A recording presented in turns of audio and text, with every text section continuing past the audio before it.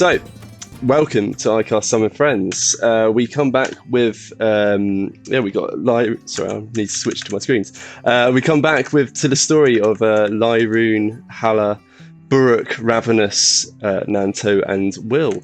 Our six-man party who've just had a pretty intense adventure over at Lord Flasheart's Manor. So, yeah, there's been trying to track down Will to rescue her after Hala had come through, basically saying that they'd heard their friend had been captured by Lord Flasheart and his Daggerford dalliances. And after some subsequent investigations involving going to Shroot Farm and finding a poor tortured wizard, and then asking around, basically came to the conclusion she's probably in his manor somewhere, and broke in, immediately dived down into the first secret area they found, which turned out to definitely not be, well, a certain type of dungeon, but not the dungeon they were looking for, an altogether more seedy kind. And but of course that was enough to trigger the guards, and so what ensued was about a minute's worth of enthralling performance from Nanto of poetry of nonsense, but was sufficient enough to quell a couple of guards, but also most importantly one of the black guards, one of the black armor-plated leader guards, after you'd already taken out the other one and the others fell in suit. And they started being led away. And then last episode was essentially going to Duchess Morwen and delivering the evidence to prove Lord Flasheart's guilt, and then making your way back to his mansion, whereupon you got a rather warm welcome, literally. So yeah, it was a pretty spectacular fireball from Cornelius, which took out... I recognize that art. Yeah, which took out like 5 guards, but thankfully no one died. You guys were able to do a pretty good job of keeping them alive, getting them out of harm's way. Well, one person died. Yeah.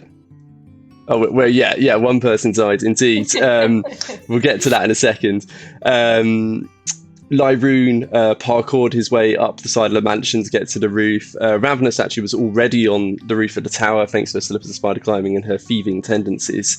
So yeah, you guys were able to make pretty quick work of the wizard, which culminated in a fairly dramatic shove off the roof, him splatting on the ground, and then Lyroon misty stepping down to then fall on top of him and elbow splats him in the centre of the chest, which leaves us with this situation. And we got new art. We've got now art for Dashing Fawn as well. Aww. So gradually the Daggerford dalliances are getting populated in. I like it. That was awesome, dude. Oh, I hate Lord Flasheart's pants in the best way possible. I want to hate him. I already hated him, and now I want to hate him more. And thank you so much, because that is lovely. What is on that sword? He needs a swirly. Which one? On Flasheart's sword. He's got like 2 gems or something on it. So he's got a gem on the top of it, and then the other 2 bits underneath are just the continuation of the metal in a... It's like the hilt. Oh, that's cool. It's more wands of fireball. Can I just add that purple and green are not going together at all, which makes it all that much better? I hate him so much. I mean, hey, what do you expect from a bunch of snooty nobles, right? I mean, it just had to be the 2 most expensive dice in the shop.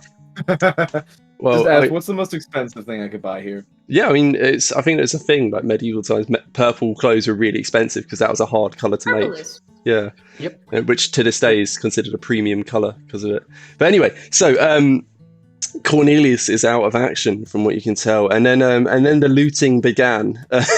So you started making your way through the mansion, trying to pick out any more signs of evidence. What happened to Lord Flasheart and his dalliances? Because there was only Cornelius there. There was 1 or 2 unconscious guards left behind. I think Will took one of the black guards as a hostage, scraping his boots across the ground, as just dragging them through the mansion. But everyone else seems to be gone. Just the more damage I can do, the better. Yeah, exactly. I think Hala and Will were just going around smashing some stuff. Ravenous did some exploration. She found the secret art room, which was full of saucy paintings of Flasheart. She also found a fair amount of riches here and there, and indeed in the tower rooms, she did find some evidence of a purchase of a tavern far out to the east in the direction of the Vindani Empire. Not quite in it, but well on the way. And as well found what seemed to be some kind of bottomless bag, and a few jewels, things like that. More importantly, we found out that Lord Flasheart has a wife. You did also find that out, yes. Who you've not seen any sign of.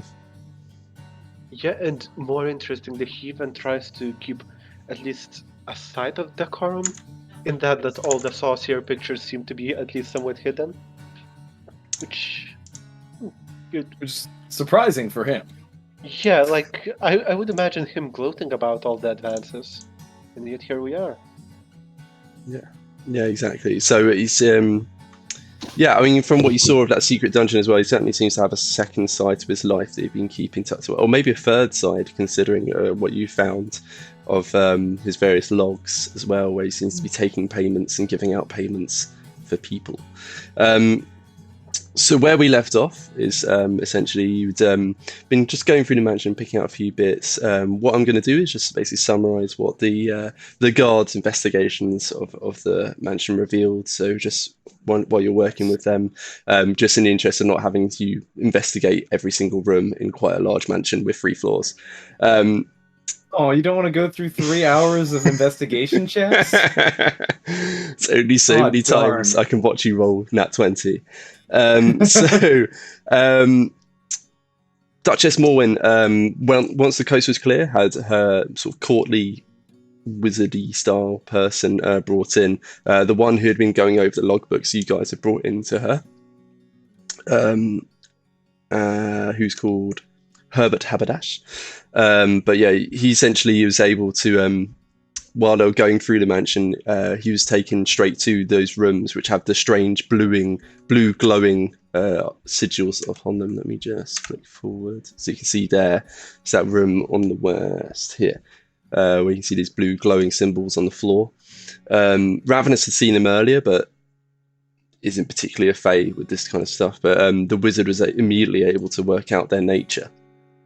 And he lets you know that those were both teleportation circles.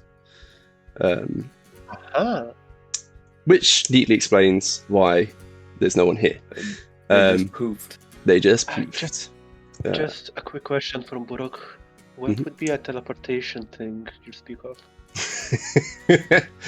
So, yeah, there's some slight metaphysical complications that have to occur after that explaining it, which I'm sure leave Buruk carefully not going anywhere near those circles. Yep.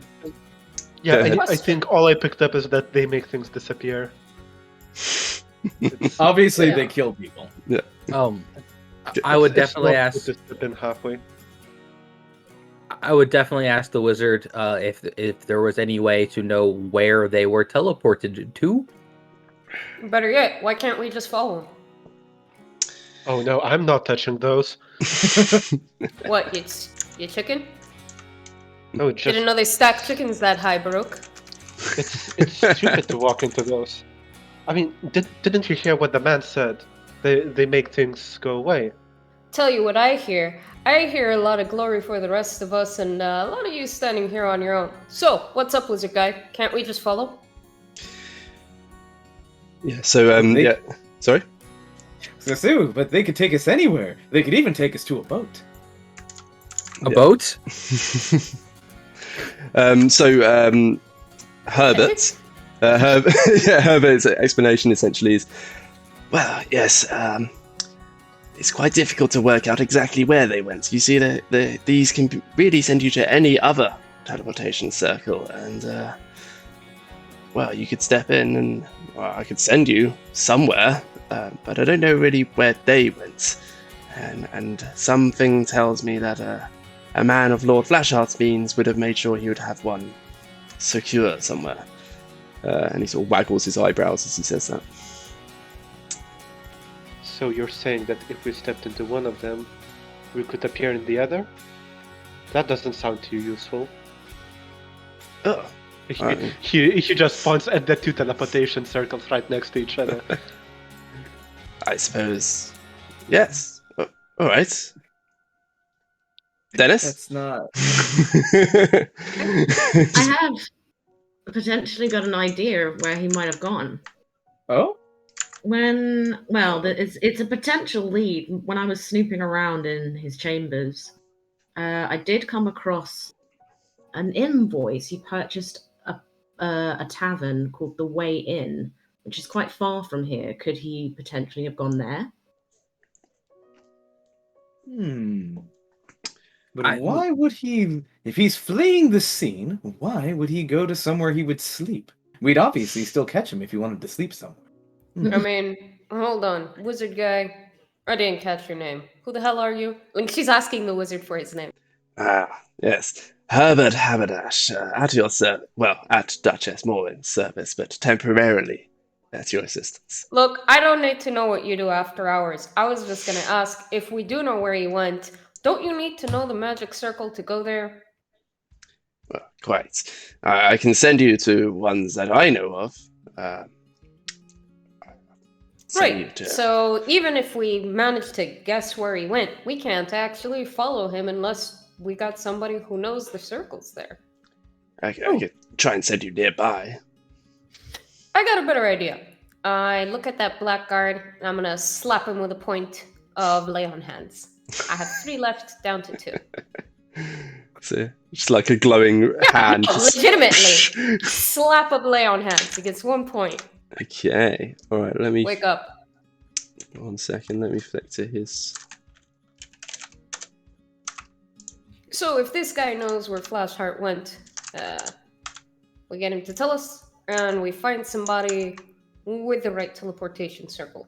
Oh, he's given a name. Oh, oof. Everyone gets a name. So yeah, we can't kill him. So you just... No. We could definitely kill him. All right, that wizard had a name too. Is that right, Lyroon? Have we turned a page? Look, Lyroon's tasted blood and wants more. He's got a taste for it. Run! Now you're hold speaking on. like one of us. And I don't remember how many spell slots I got left. And Duchess Morwen's just watching these proceedings. Like, she's got her hands crossed across her bodice, just watching, like, with a slight frown to her features. But yeah, it's just slapped to his face. Sorry, Will, what was your question? There was no question. It was more of a command. She told him to wake up. We got anything else that we gotta do in here, or should I start interrogating the prisoner? She says with a very mischievous smile. Interrogating? That sounds serious. So I'm not hearing anybody, and I'll turn to this guy. Super excited to keep you safe from me. She'll take off her gauntlets and cast Zone. This is in fact my last 2nd level spell slot. Ooh. Does he resist? And I recommend he doesn't. So yeah, Will just speaks words, and there's this golden ring of sigils starts materializing onto the ground, almost burned into the wood. And the guard's like blearily coming awake after being slapped out of unconsciousness, and the first words he's hearing is, "Should I interrogate this guy?" And then there's this circle of truth materializing around him. Oh, bugger. I wouldn't resist if I were you. It would make this a lot more nasty for you. Give me an intimidation check. Okay. Can I help with giving advantage? Here's what I want to do for that one. So I'm going to sit there and do the my little monk thing, the air fist. The one that does like the 3d10 damage. You're just going to see Hala's hand just start vibrating, and she's going to punch it to the side to where no one's at, and just that burst of air is just gonna slam into like whatever's nearby, just completely obliterating it. Okay. And then she's gonna point it right at his chest. I'd like to sidle up next to Baruch and just mention, they're really not good at making friends. I don't think making friends is the point here, Nanto. Hmm? So Of course it is. When you ask someone, if you want to ask someone a question, you have to be friends with them first. That is obviously what they're doing, and they're very bad at it. You don't need to be friends to ask a question. Now, what he answers is more up to him, you know? But, you know, that you just continue chatting with Buruk, keeping a safe distance from all the magical sigils. Yep. Oh, he's so precious. Oh, so you're all staying like 30 feet away from me. Lyroon is not. Lyroon is pretty close to, I don't know. Definitely within the sigil, and I don't resist. I don't know. Keep Will from killing him? So would that be intimidation with advantage then? Yeah, you can definitely take advantage for nearly taking off his head with a sonic punch. How do you do, Will? So 17. And then with the advantage. That is the Oh, advantage that is is the 17. advantage roll. Yeah, gotcha. Yeah. Okay. Ravenous, what are you doing? I'm not sure, to be honest. Just watching at the moment. She doesn't need to intimidate anyone. Will's taking good care of that. Just taking notes. Okay, so yeah, and so he's like blinking blearily, the circle of truth materializing around him, and then there's just this warning from Will to not resist, and then immediately the woodwork behind him just explodes outwards as shards of splinters flying everywhere, and actually about a quarter of a wardrobe just been demolished into nothing. And he's like, yeah, okay, and willingly fails the save. So yeah, you'd be able to sense that, Will, that he's done it. Okay, look, I don't want any trouble. This is not a good day. Good. I'll move closer, gauntlets off, crack my knuckles, lean in front of him, little bit of space. He's not even tied up. So let's start with the easy questions, because you seem smart enough at this point. Can I say something real quick? I guess you can. Asking, I'll say something like, "You've already brought trouble when you stabbed both me and Baruch several times." Oh, you mean him. I was wondering if there was a... Dang, I didn't remember. Anyway, let's start with something easy to begin with here. This music is wholly inappropriate. Yeah, no, I'm working on it. Yeah, it's not that kind of an interrogation. Interview. So what would you say you do around here? Because here are the... Oh. Yeah, just skipping Yeah, ask him his name. Okay. Got his name here? Yeah. Oh, yeah. Charles Vance. I'm one of the heads of the guard. Yeah. You were one of the heads of the guards. In case you haven't noticed, Flasheart's not here. And look, and then he turns to Logan. Look, I'm just doing my job. You burst into Lord Flasheart's private sanctum, and you made a mistake trying to stop us when we were legally allowed to. You can make a lot more mistakes or not. Up to you. Also, correction, Johnny did let us in. He was a great friend, you know. Alright, I've had about enough of this. So with everybody hopping in, Will is absolutely going to play the bad cop. She reaches out and she grabs him by the edge of his armor. She pulls him forward and she shakes him. Look, frankly, I've had a really bad day. And if you're planning on trying something stupid, now's about your only chance. And I'm really hoping you do something stupid. Because if you do, I get a clear pass. Now, until then, I got these oaths, right, Paladin? They keep me from, killing you, destroying you. Of course, they don't say anything about causing bodily harm. Especially when I can heal them away and do it all over again. Oh, that's the most... Oh. So you're going to tell me exactly what I need to do, and you're gonna do it before the end of this spell. Do we understand each other here, Charlie? Say yes. Yeah, I understand. Look, I don't want. I didn't ask you for your opinion. She shakes him a little bit more. I need to know where Flasheart went and how we can get there.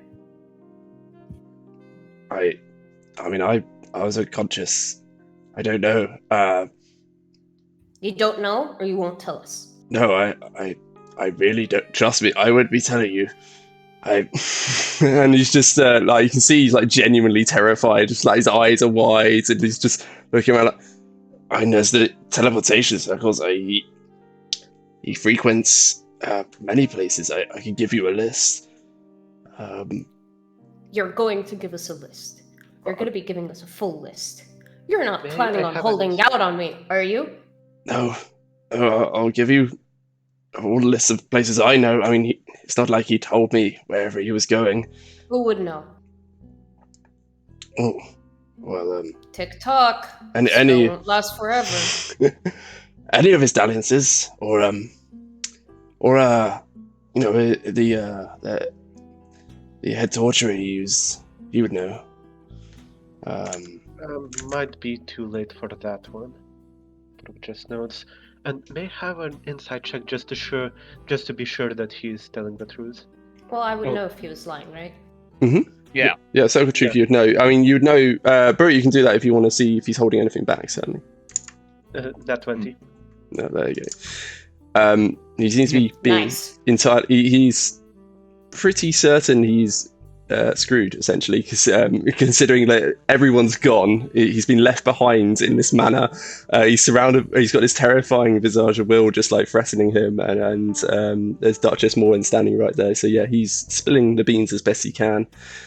He hasn't got a whole lot of beans to spill, it seems. So head of house guards, but not necessarily has that much information to be able to share. All right. So hang on, let me just bring up. I don't know. The Inquisitor is all I knew him as. Is that if he's, I don't know who Lord Flasheart took with him. Describe him. Oh, bald, walks with a cane, and has a distinct limp. So we all know this guy, yeah? Yeah, You and me know him, yeah, or well, at least know. Oh, the others haven't met him. Just Will and Hella? Mhm. Okay. Yeah. Also, DM, please let me know when the spell is about to run out, yeah? yeah. Basically, Alright. I treat each question almost as a round. Yeah, because when it's about to run out, that's when she asks the embarrassing questions to him. It's a great To be fair, fear. 10 minutes, that's 100 rounds. I think we'll be done before. I would hope we're done before, otherwise we're continuing this next session. Yes. Alright. She's gonna slowly set him down, pull back, but then she's gonna reach out and give him a slap on the cheek. You seem to be smart enough. So tell me this. What do you know that can buy you a little bit of safety? Oh, Honestly, you could use it right about now. he sort of brightens it like, right, in the in his study in the tower. In fact, even over there, there should be a logbook of his various dealings. We've had people being brought down into the dungeon and held, and Yeah, I know. yeah, I suppose you would. I mean, it's fancy to say you weren't the first. We try. I'm well going to be the last. I'm sure you are. Yes, you seem to have certainly made sure of that. Are you getting smart with me, Charlie? Just pat his cheek one more time. Or at least the last. Here, I always heard that Flasheart had other manners. Where? Well, I mean, there's one out in. Well, there's one out in Mombasa. There's one in down in Calimport. I even heard he had a place out in Faye, but I don't think he liked visiting that one. Did he say Thay or Fey? Thay, Thay. So super, super east. Yeah, stupidly far east. And none of us would have any idea about any of the. Like, Will looks around at the others like, is this ringing any bells to anybody? Yeah. Can I make a? I don't know. What check would you like to see if Lyroon has heard of those or been to any of those in his travels? Yeah, so history checks. Yeah, because we have a bunch of far travelers. Yeah, exactly. Nanto and Lyroon both give me history checks as you're both far traveler backgrounds. You've travelled far. Yes. Will, obviously you far have a bit. traveled. You have a bit of knowledge of Mombasa. Making if I'm not one as well. It's been a Amazing. while. So do you Yeah. want a history check from Will there? Nice. For the other destinations, but Mombasa she would know. Oh, so she knows the one in Mombasa. Oh well, as in she knows where Mombasa is and what it is, but she wouldn't necessarily know which house Right, it right. is. That's what I meant. I'm wondering if I know specifically where Flasheart's manors would be. You'd know where the Noble District is, so you'd have a pretty Okay, clear fair idea enough. of the area to look. So that's a 10 for history check from Nanto and a 4 for history check from Lyroon. So you've heard. Could I just real quick? I know I have the gladiator background, but if any of those places have a gladiatorial arena, at the very least, would I know about it? I know. Would you have competed in them, or I think Hala's mostly been a local gladiator. But I mean, with those roles, you certainly know of those places where they are.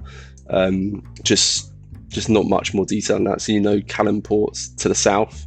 You know that Mombasa's to the east, and then Faye's very much to the east. But that's about it. You might have passed through one of those, but you certainly didn't seem to settle down and really get a proper knowledge of those areas.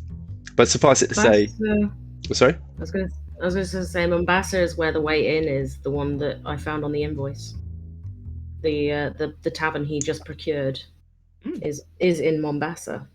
So that's definitely a lead. It very much could be. Certainly seems that way. So yeah, he's reading off these places where he knows that he's got mansions. So I'm just consulting my notes while we listen to noir music. It's slightly more appropriate. And you guys, if you have questions, this is a good point to jump in, I think.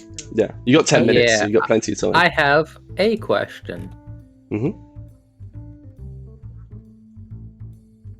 So Charles, have you by any chance heard of the Obscura Arcanum? And he just genuinely looks puzzled at that. No, is that that's not one of Flasheart's saucy clubs, is it? Sounds like a riddle. I face So- Paul.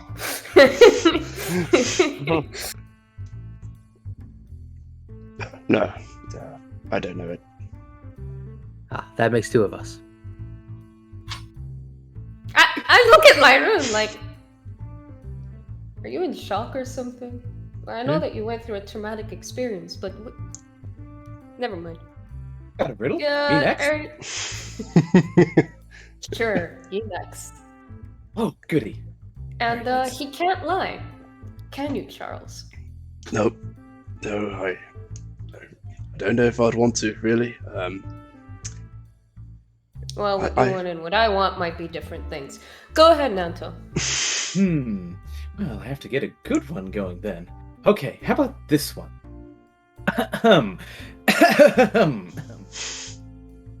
What is a blade, short, small, and green, but cuts nothing but the air between? Ooh, I know this one. He's looking genuinely puzzled. Like, why is this strange Warforged not only like fake coughing, but then asking a genuine riddle? I'll give Clearly it. making coughing There's the noises. guy I'm interrogating, side by side with me, having exactly the same puzzled expression. Just both look at you, and then like slowly, like the frown lines of his confusion ease, and he's like, And he rolled an 18 for his intelligence check. I don't know what grass. Why are you asking me this? Ooh, it is grass. Ooh, you are a smart one. He is a smart one, you know. Which Okay, is I've had my- unfortunate, because I really do still feel like punching something. Huh, Hala? I have one more question, if you don't mind, Charles. So you mentioned the manners of the dalliances, but what about the local farmers? We've seen them harbor some of the prisoners. Which ones have more of them? How many are more stolen?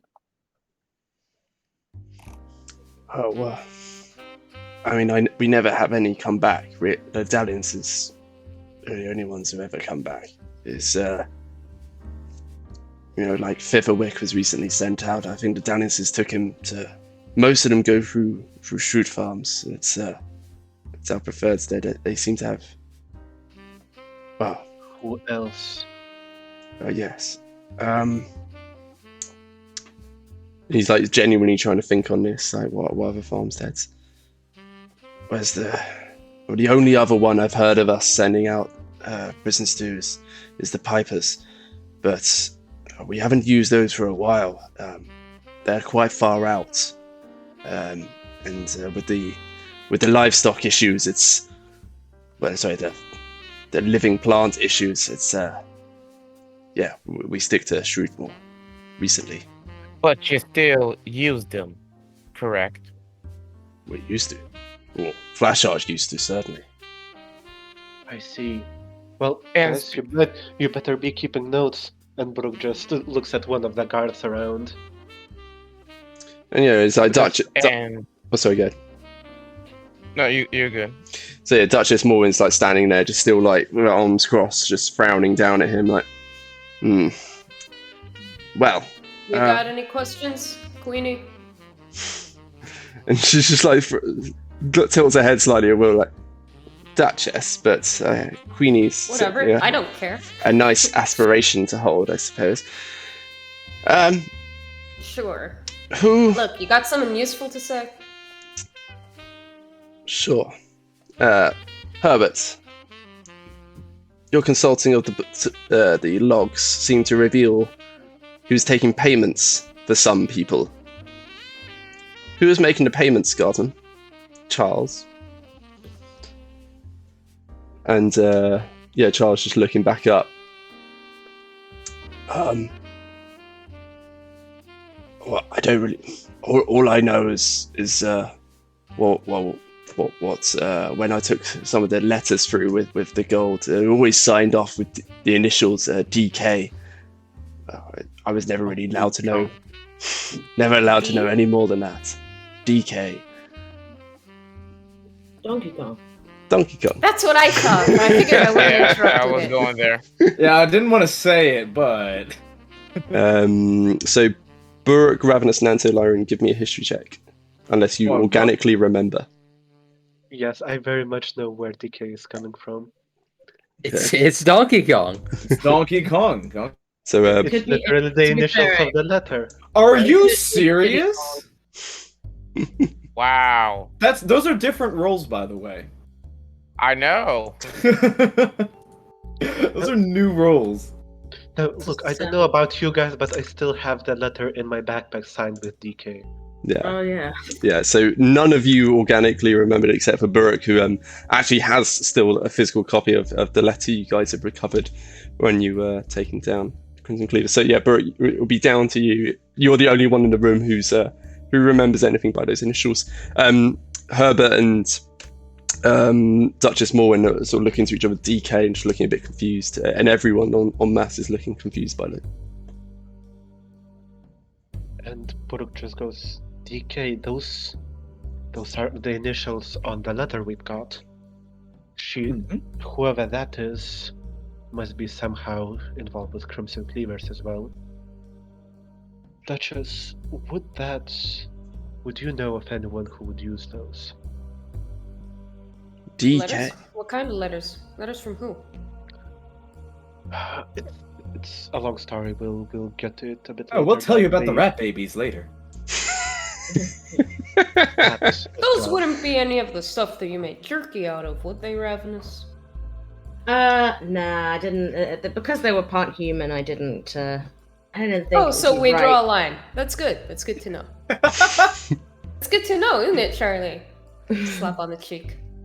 Yeah. Whoa. That's. I don't. Please don't make me into jerky.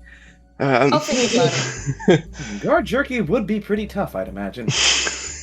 With these guys, I don't know. He Yeah. doesn't seem so tough to me. What you were saying, Baruch? with these guys, unlikely. But yes, we've seen those initials before, and they seem to be someone involved with the Crimson Cleavers as well. Someone quite important must be involved in this.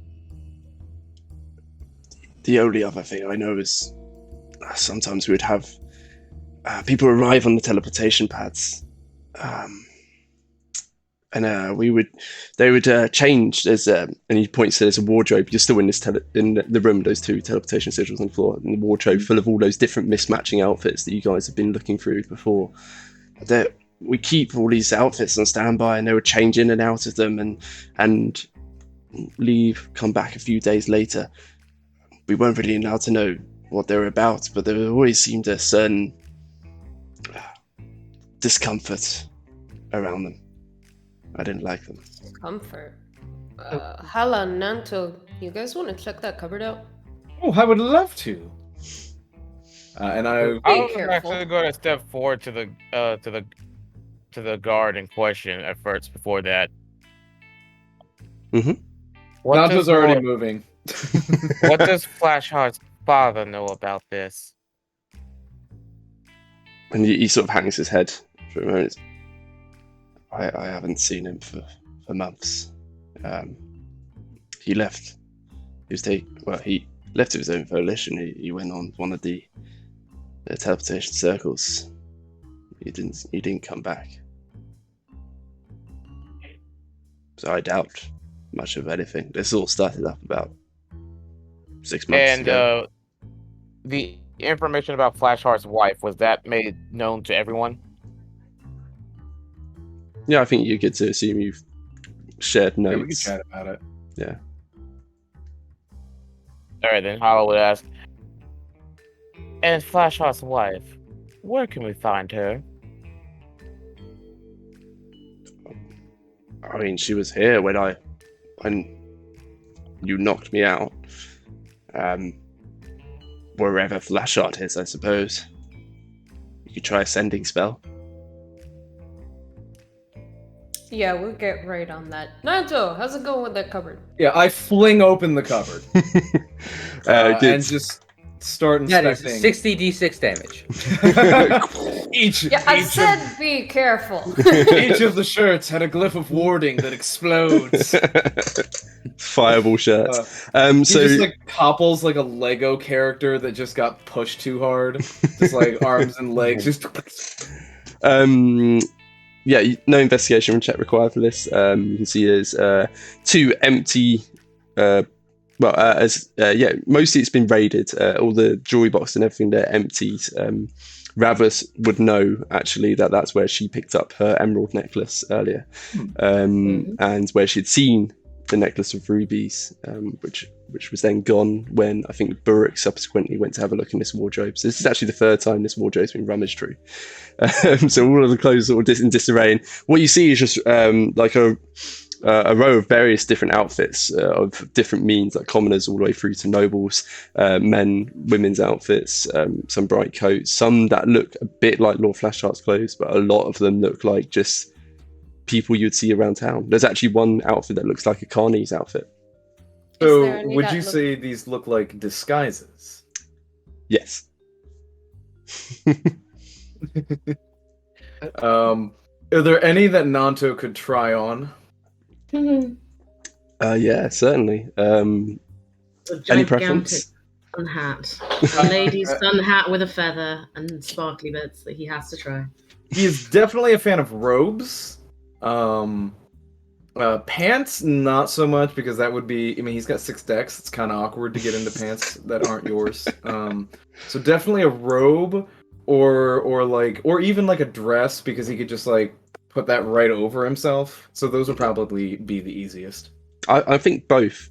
So yeah, you find this tight, relatively loose-fitting, bright red dress, classic, like going out on the town, with a nice thigh-high slit on the side. But then you think that's a bit too revealing, so you take this brown fur-trimmed robe out as well and drape that around yourself, and now you look like a noble woman, albeit only from a distance. Is there any magic at play, or is it just a mundane disguise here? Just mundane, it seems. You can have a rummage through the pockets if you want.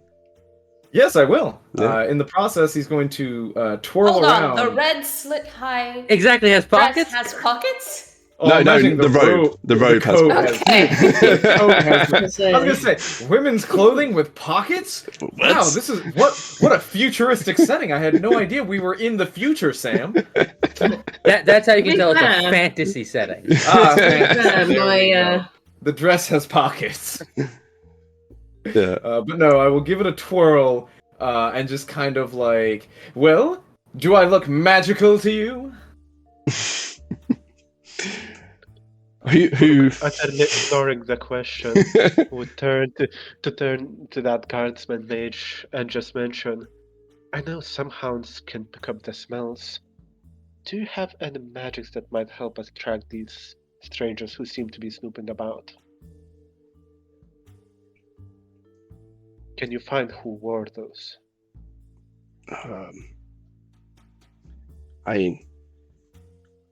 If you found, I could try and point them out, but there's a lot of people in Daggerford. I could try and give you their descriptions. You can keep an eye out for them. Or you could. Oh, we're gonna need to do a lot more than try, honey. What she Oh, said. honey. Okay, I will give you their descriptions as I'm not best impressed, I know Charles. Not impressed at all. them. You're not doing very well. You know, I thought you were smart. I thought you were gonna God. give us something useful. This Something poor that guy. could keep you from meeting like a really, really unhappy end. Remember, I'm not allowed to let you die. I feel bad for him now. Oh God, This Charles. poor guy, he's having traumatic. He's had He's a very not bad day. being helpful. Um, Try harder, On the Charlie. one hand, he only knows so much, but that being said, I don't think at least two of us aren't in the state of mind to care. Yeah, who doesn't care? Who doesn't care?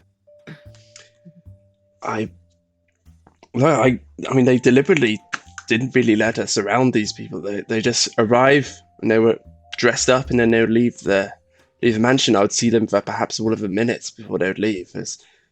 I mean, the only one who regularly passed by was this short blonde lady with she had a really crooked nose. I swear every time I saw it, though, it seemed to be crooked in a different direction, which is just odd. But What's your superpower? I can crook my nose in either direction. She's been diagnosed. Oh God, no! I need my you to God. find Oh. a door and go Can walk we- into traffic. Can we get negative inspiration for that? Can we That- like? just Fuck, uninspired. that would be called desperation. Can we get like? Every- Does everyone have a chance to give Vlad disadvantage? Like at some point? Look how happy he's made himself as well. Bless his heart. I enjoyed it. Oh, bless his heart. All right. Well, No, I cursed the heart. I don't know if this guy's got anything else useful to say, but I'm willing to try and scare him into saying more. Anybody got any other questions before I beat him unconscious? And I have a question after you beat him unconscious. Yeah, it might be better now.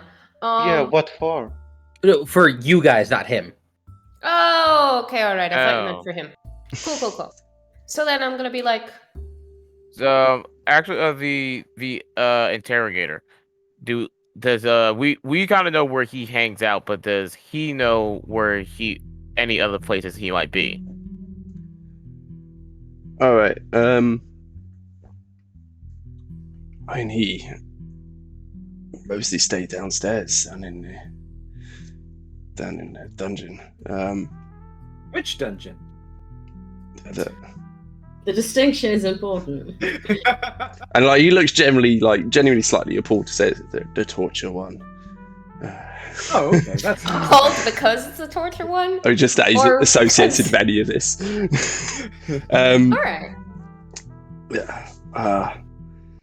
I never knew his name. We just called him Inquisitor. I know that he sometimes would go about town picking up certain ingredients. He'd feed prisoners concoctions to try and get them addled. Obviously, it didn't bother. So he went around town then. Do you know what kind of ingredients he got? Bet your money it's one of the things I'm about to use.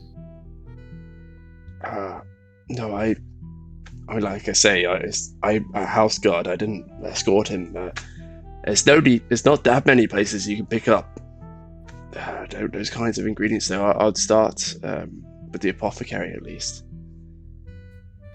Yeah, see, I was trying to narrow down the search because, like, if he's getting something that seemed illegal, then chances are, he's not going to any, reputable sources. That or the reputable source isn't as reputable as we thought.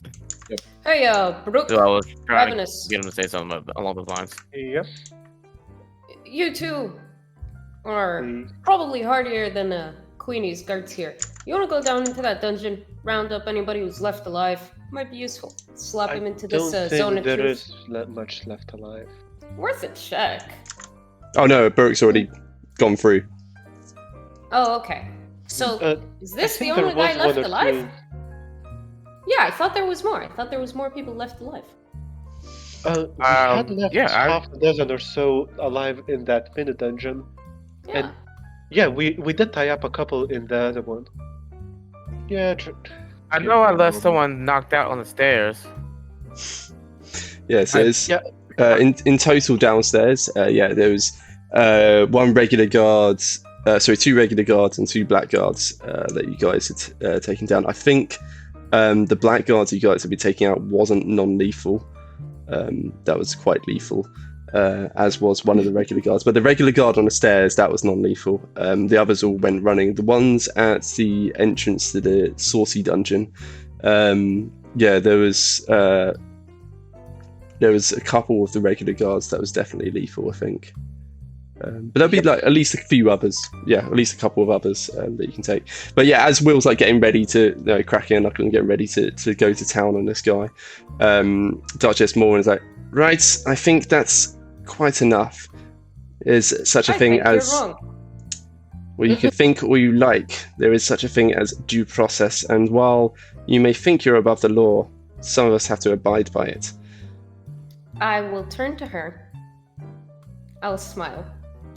And I'll say, yeah, you know what? You make a fair point. I'll have a hand on Charles' shoulder, so if he moves, I can do something about it, hopefully. Looking at the Duchess so that he can't see Will's face. Hey, remember those vials that we made pretty good use of? You know, after the fireball. Meaning the health potions. I'm not sure if she'll catch it. Mm-hmm. Yes. I'm gonna want to use one of those bottles of acid right here, she winks, before the due process. Let me just see. Make me, I think, just a charisma check, a straight charisma check. You're just trying to convey something. Performance? Yeah. Is it deception? Yeah, it'd be deception because you're essentially trying to lie. I want it to be more musical. Can we musically lie? That's a 23! I think that is a musical lie. So, So, Nanjo would be great at that. to be clear, I want her to know what I'm saying. yeah. And not him. And she just stares at you for a moment, like, I suppose he has earned such treatments. Very well. Hamish, where are you, Hamish? You see, wise ruler. Knew that there was some good in you. And I will, if I am handed a potion of healing. Gosh. I swear she's good line. If I am handed a potion of healing. I'm struggling to see that. So I'm handed this potion of healing. She'll wrap it in her hand, so that the nozzle is visible, but the contents aren't. Just in case this is an especially alchemically wise guard, right? Turn back to Charles. Look, you've answered all my questions. You've answered them truthfully. Frankly, you seem like a smart guy. But I got bad news. You haven't really told us anything that we don't know. So if you've got anything really helpful to say, I suggest you do it now, and I'll press the bottle close to his lips, because you're not going to be saying much of anything else anytime soon. You got it? And you can see there's like genuinely terror in his eyes, just like, and like, What's the PG rating on this stream? now 18. And This is for mature audiences only.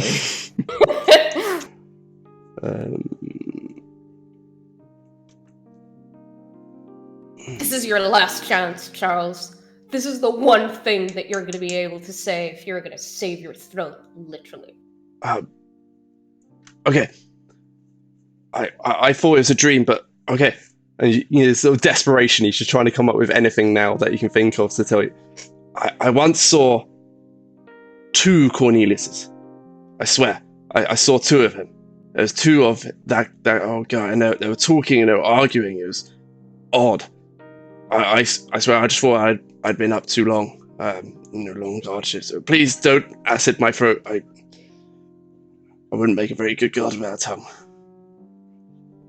That sounds like a wonderful dream. I've had some great dreams of my own. And... Have you? Deception check. You don't know.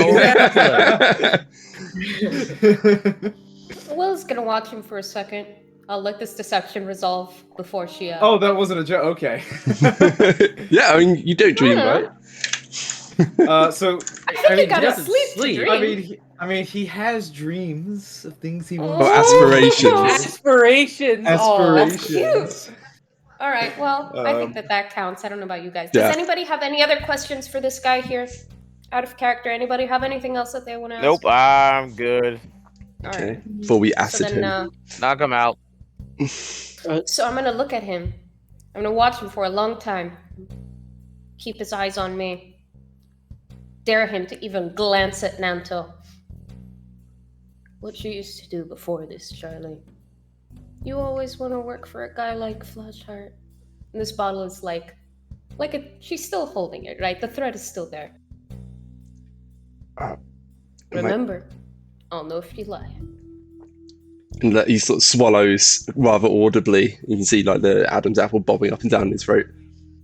My family's... We've guarded the Flashearts for generations. That's all I've ever done. This is what you want to do? We ain't This right talking here? about the Flasheart family. We're talking about the full Flasheart.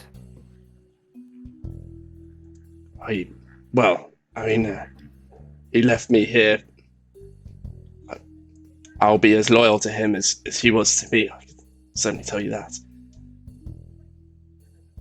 Wait, hold on. After all of this, after the torture, the questionable dungeon, the killings, and the kidnappings, you're still just going to follow him? No. It's a very... As loyal as he was to him, as in Flasheart left him. Come on, Nanto, keep up. And she'll lean back. She'll pat the guy on the shoulder. She'll toss the potion back to the... Oh, what's the name of the wizard guy? I never remember. Herbert's the wizard. Hamish is the guardsman. This is very confusing, not gonna lie. I'm sorry. To Hamish. Toss him the potion bottle. Will stand up, roll his shoulders. Put that away. We might need the healing potion for somebody later. Put a gauntlets back on. Good work, Charlie. Really helpful. Appreciate it. I'll put in a good word for you, huh? And she has this smile, completely changing her disposition. Only his friends can call him Charlie. And he just but we're friends. he just sort of sags back. You can hear like the metal creak against the ground. There's like rivulets of sweat pouring down his face. He's like, Okay, healing. Wait. And he sees the confusion just as he's trying to work out what's going on. But Come on, I know that you're working for a guy like Flasheart, but I could never do that to you. I'm a paladin. Uruk at this point just pops in, dragging in another of the lifeless bodies. Oh, Just good. glances, listens in, and goes, "If you needed acid, you could have asked me." Oh, you got acid? And just walks out. Yeah, I don't know. I'm good to move forward. We've got a few leads here from poor old Charles. Hand him over to the Duchess. Let that due process take place. I will turn to her though and be like, "Do you really think I was gonna torture the guy? Come on." Well, Out of you character, you definitely did. And she It was just- only psychological torture. just quirks. That's worse. Just quirks an You're eyebrow not- and is like, "You certainly gave a convincing performance. I'll say that much." But I'm in the arena. Performance is what we do. Half the guys that watch don't even know I'm a chick. quite well. I think that certainly gives you a few leads to follow up on, at least. Yep. Suffice it to say, if you are able to track down Flasheart and his men, I'll make it worth your time. It seems you're personally motivated anyway, but You could say that. Oh yes, he's a terrible person. yes, I doubt you'll want to face him and his dalliances on your own. No, those wands of fireballs were, from what I hear, quite effective in the arena. Hey. They just got the jump on me, alright? Let's get that straight. Mm-hmm. Clearly, we need more. Never mind that. Well, no, we do need more. You're right, Lyroon. That was out of character. And no. You're too late. Duchess, if we're gonna be going to places like Mombasa, I don't know. It might be kind of hard to convince people to cooperate. You got any authority outside of Daggerford? I mean, I am Duchess Morwen Daggerford, not Duchess Morwen Mombasa. Totally helpful. We had some clout. Certainly, you saving Masalis will have done some good. Wait, Masalis? I know that name. It's the nobleman that came with you when you were giving your evidence at court. It's yeah, don't worry. And she's thinking about something, but she's like, nah, I'm crazy. Carry on. Right. Well, I think that's enough grisly business for today. You lot, well, as I understand it, you still have a task to be about tomorrow, don't you? You are busy. Oh, indeed. We have scheduled appointment.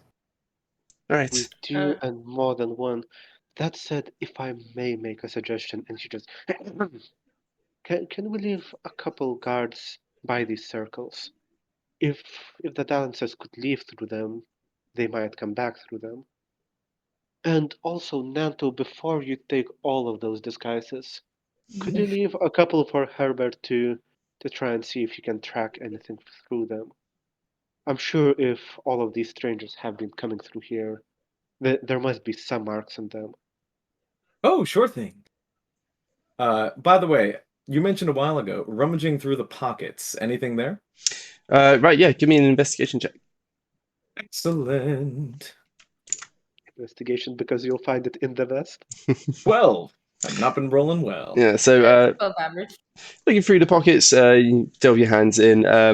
In the right hand one of that robe that you're wearing, what seems to be a mince. So like mint sweets. In the left hand one, there's a silk handkerchief. Not Any monogrammed. embroidery on it? A very pretty filigree pattern around the edge, but certainly no monogram or anything. Going through the pockets of the other outfits, it's similar sort of fare. There's no like identifying information. There's just knickknacks, basically. Nothing particularly astounding. Unfortunate. So, with that, Duchess. Will would. So go ahead. I'm sorry. No, go ahead. We would question the other guards as well, but I imagine that we're not gonna get anything else more than what Charles has said. But just for the sake of being in character, she would check on them too. Okay. Yeah. So for the sake of brevity, you found out everything of note already from the head guardsman. There's that's a bit more intense music than I expected. So I like it. yeah. Duchess Morwen agrees to leave a few guards. Actually, she'd already been planning to leave some guards at the manor anyway, just to make sure there's no looters coming through on top of your looting. She agrees. Yes, that seems wise. We should leave a couple of guardsmen here. All right, Hamish, and snaps her fingers, and then a couple of guardsmen come trooping into the room. Don't boss him around. Just ask. He'll do it. Look at him. And then Hamish is like, it's quite all right. Don't worry. It's my duty. Yeah, Will just does heavy eye roll, puts her helmet back on. All right. And so with that, you're escorted out of the mansion. So the guards can finish going over it, picking over for any other signs of evidence. And you're back on the streets of Daggerford. Several clues and bits and pieces of evidence. A Nava pointed towards the initials DK. A busy day ahead of you, but you've got an evening ahead. Well, it's probably about 4 p.m. at this point. So you got I'll ask the afternoon. Duchess to go easy on Charles. He was helpful after all. Maybe be a little bit lenient with whatever the due process says for him. I mean, but him giving that. He also tried to kill me, so Us. maybe us there. Maybe a little lenient will be enough for that. Yeah, just a little lenient. I'm not saying put the guy on the streets, but He certainly won't be put to death. I can say that much. Yeah, that I would believe suck. that's fair. Okay. So, I'll rub my hands together. Ravenous, this is once we're outside, I hope, or at least out of the presence of the Duchess, because what Will say is, you wanted to search this place for any more goodies, right? I think this is probably going to be your last chance before this place gets locked down. Yeah. We have managed to accumulate a vast fund of goodies from this place. Oh, yeah? I'm quite satisfied with my gains. Excellent. Good to hear. In that case, I would like to hug Ravenous, lift her slightly off the ground to the nearest bar. By the gods, I'm thirsty. Real quick before we get wasted. Do you think that perhaps the DK from the Were-Rats and the Crimson Cleavers is connected to Flasheart? Do you think that they might be coming here through those teleportation sigils? Perhaps not coming, but they might be the ones overwatching both things. I think we've gotten into something bigger than we expected. But I would not be surprised if things are connected, Brooke. Well, there's hardly more than one person with those initials around. One's worth mentioning, at least. We'll find out tomorrow. For this evening, I just need a proper good night's rest. You mean after we drink, right? Oh yes, of course. After a wonderful party, then we'll all be ready for a good rest. Hell yeah, Nanto, you owe me a drink. Perfect. You said you'd make me one, right? Of course I would. I know the recipes for all of the greatest drinks. I don't believe you, but I'm looking forward to seeing what you come up with. Excellent. So with that, you troop your way. Which tavern are you going to go to? So far, you've mostly frequented the River Shining. Which one's the cheapest? We go to the Rock Pub. That'd be the Happy Cow. Happy Yeah, Cow. I've been trying to go there since the beginning of the campaign. Girl, I got you. Let's go to the Happy Cow. The prices are cheap, and the people that tend to go there are always up for a good rumble. Okay. So yeah, you troop your way over to the Happy Cow Tavern, which is It's not as big as the River Shining. It's over near the Farmer's Gate, and this is actually where a lot of the common folk of Daggerford would drink. So whereas the River Shining was kind of a mishmash of everyone, and the Lady Luck was slightly higher end, the Happy Cow is very much the commonest pub.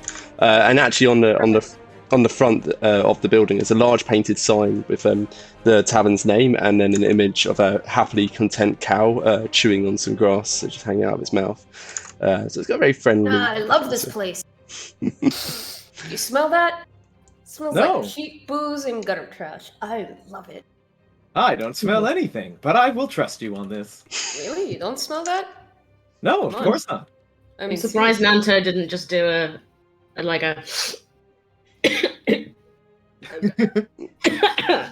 I'm choking on my own saliva. I'm like, That is still in character for Nanto. Fake joking.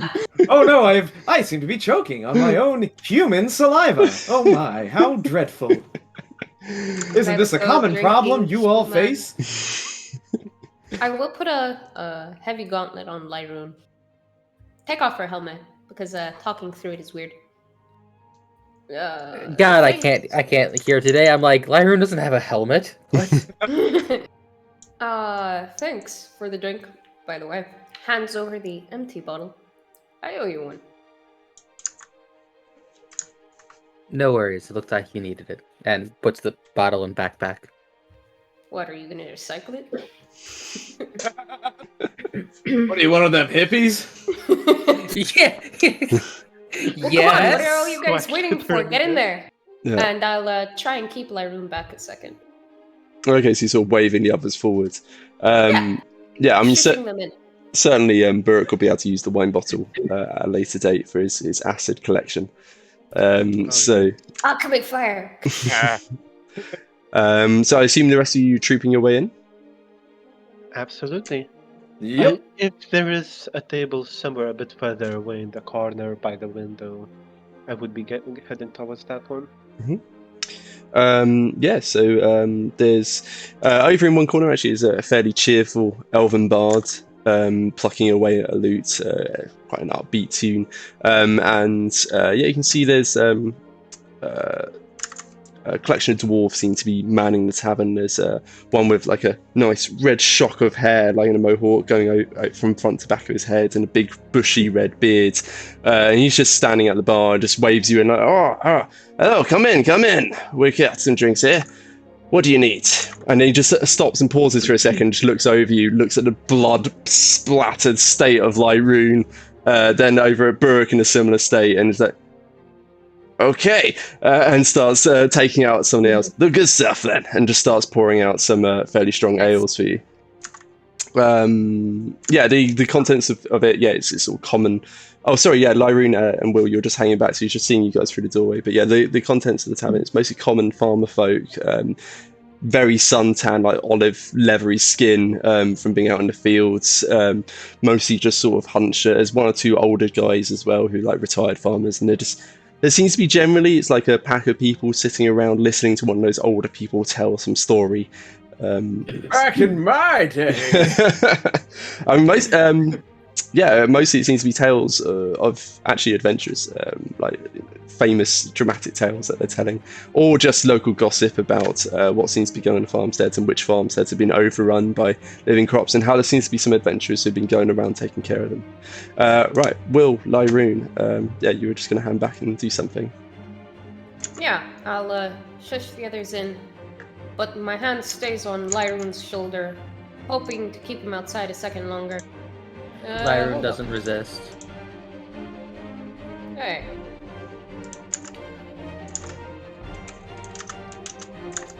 You know, I told you to remember it and deal with that. Yes, I remember. Hard to forget. Exactly. It's going to live with me for quite some time. With alcohol or without? You wanna Let's have go this with alcohol conversation for with tonight. Alcohol or, yeah. But But You gonna be but okay? I'm gonna be fine.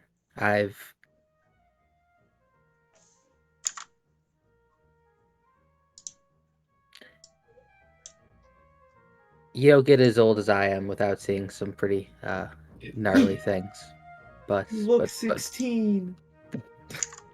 Right? but how about you, Will? All concerned with me, with us. You were in a dungeon tortured for several days. Don't worry about it.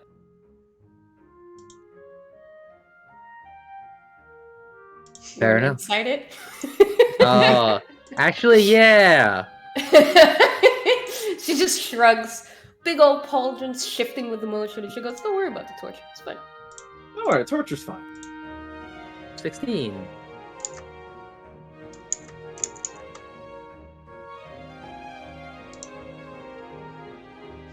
$19 on deception check. As far as you can tell, she seems absolutely fine. Shrugged it off, no problem.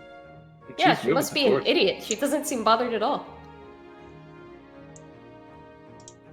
And you are very, very strong, but Eh. That's what I'm here for. That's what I do. Come on, let's get you real drunk. all right. Give him a hearty slap on the back. Very hearty slap on the back. Oof. And with that, get him through the doors. Look for the others. And immediately spot Baruch. I see him. Yeah, I Head in that think direction.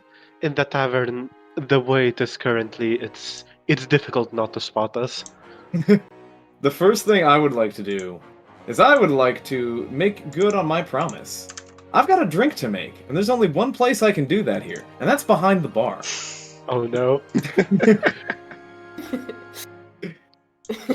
Okay. Good So yeah, there's as I say, there's this dwarven barkeep. He's they've got this shock of red hair, like in a mohawk, big bushy red beard, and he seems to be like happily smiling, like waving you forward. Hang on, let me just change the scene actually, because I've got. There you We'll head go. on over. There you go. Hey. So obviously there's more than one table there, or two tables. Yeah, just waving forward. How are you going to go about this, Nante? I would just walk behind the bar and just say, "Hello there." So you just literally just walk straight behind the bar. You can't come back here, I'm afraid, friend. I can't. Well, why not? Well, I mean, he just sort of peers at you a bit closer. Well, you might not drink, but your friends certainly do. I don't want them just helping themselves. What do you well- mean he doesn't drink? Oh, well, Sure that's he the whole drinks. point. I'm just here to make my friend a drink and keep my promise. That's right. I'll only be a bit, don't worry. Yeah, come on. Surely you can let him stand back there a sec. Look, we'll pay for whatever he uses. All right, but I'm keeping an eye on you. Don't take the piss. Oh, please do! Witness my magic! What's Ravenous and Hala doing? Are there any animals in this, like cow sculptures that I can play with? What? It's a happy cow. When I asked what are you doing, that's not what I thought you would say. I wanna, like, it's like this because there's a place that like they hide little cow figurines around, like a restaurant that does this. So like I'm thinking the happy cow would do something similar. So she's kind of looking around for little hidden figurines just for the funsies. I'm with Blair. That was not what I was expecting. That wasn't what I expected to hear. I'm okay with it. Don't get me wrong, but I didn't expect this. Give me a perception check for hidden Please cows. do go on. Perception check for cows. Search for cows. I'm perceiving cows. Do you perceive Let's cows? see. Oh, I you perceive perceive nothing cows? with that. That's a nat 1. Oh So There yeah, are no cows to be found. So no! You you- don't know what cows look like. what's a cow? So yeah, you walk True. in, you're immediately like searching everywhere, like eyes peeled for any signs of small cows or possibly large cows. The only signs of animals that you find is one tired, old-looking dog who's slumped beside the fire. He's just got his head in his paws, and he's just sitting there enjoying the heat. Can I go over and say hi? You certainly can try. And can I try pet him? Yeah. Just for fun, give me an animal handling check. Uh-oh. Oh no. My 1 was preceded by a 2. Okay. Yeah, so he doesn't seem to really react. He just sort of allows it. He's just too tired and just sitting there as you pet away at him. Your hand running through his fur, and yeah, he's just laying there. But yeah, I'm just like petting him, like really happy, and my tail's wagging more than his. and you're more happy That's about the petting than adorable. he is. Yeah. Cool. Yeah, you can certainly do that. Anything else, Ravenous? No, for the moment I will stick with dog. Okay. How about you, Hala? Hal is just going to be sitting at the table, just not really doing much of anything. Okay, so you're just sitting, reclining, feet up, potentially up on the table. Okay, rest of you. I'm going to go to Lou now. It's perfect time, Nanto, for you to describe making your drink. Ah, perfect. And question, who are you making the drink for? Because Lyroon definitely wants a drink. Oh, it's for Will. For Will. Just Will? Come on. Well, I will. I mean, Will, I was promised the drink. You I were have- all telling me how bad he is at making it. So Yeah, looking Oh, at that yeah. whole thing, I just grabbed the ale that has been poured in already. I'm fine. Alrighty. So let me bring this up. So I promised you a lovely drink, correct? I mean, it's gonna be hard for you to make something I complain about, but yeah, some real strong. Ooh, alrighty. So, Nanto is going to look around the bar, and particularly, he needs a few different ingredients. Notably, Nanto is very, very smart at remembering recipes. Executing them, he has no clue. He doesn't know what things taste like, but he knows the recipe. Luckily, with mixed drinks, there's not a lot of cooking or undercooking or burning. So the good news is that he's going to make one that is a bit inspired. And we'll see if any of you recognize this recipe. Oh, God.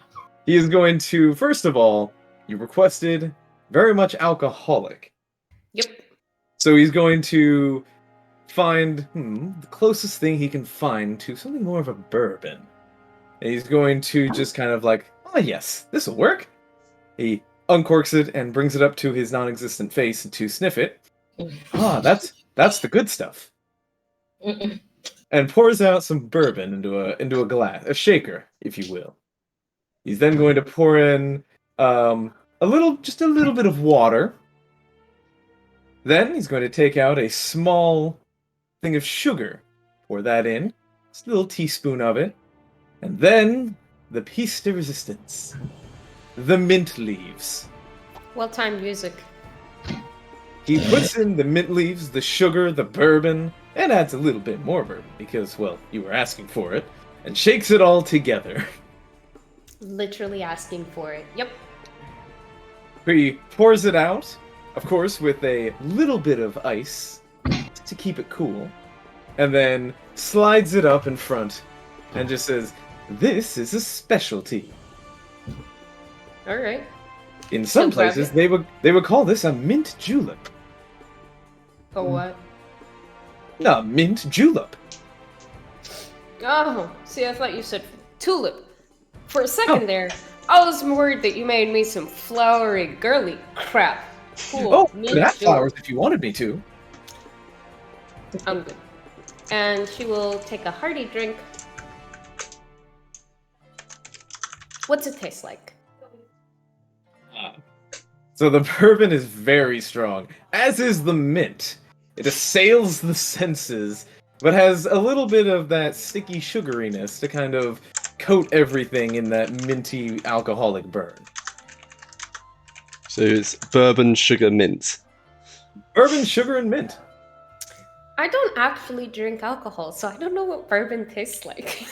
So right now I'm just imagining like mint iced tea, because that's all I can think about that's got lots of sugar and mint in it. Mint iced tea, yes.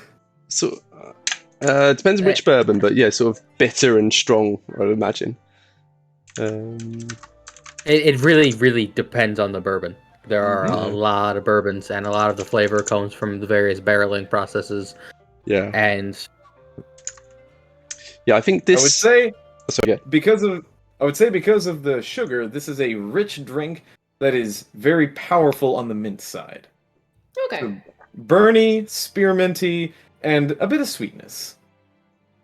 So she knocks it back. Maybe go a little bit easier on the mint. Oh, I will take And a your little feedback. heavier on the bourbon. Oh, well, I have just the drink for you then. Would you like me to make you another? Hold on.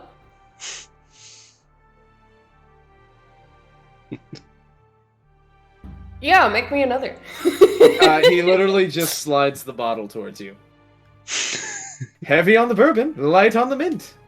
The perfect combination. Yeah, that'll do. And the barman's just like watching this. All right, well. I'll pay for it. I'll pay for it.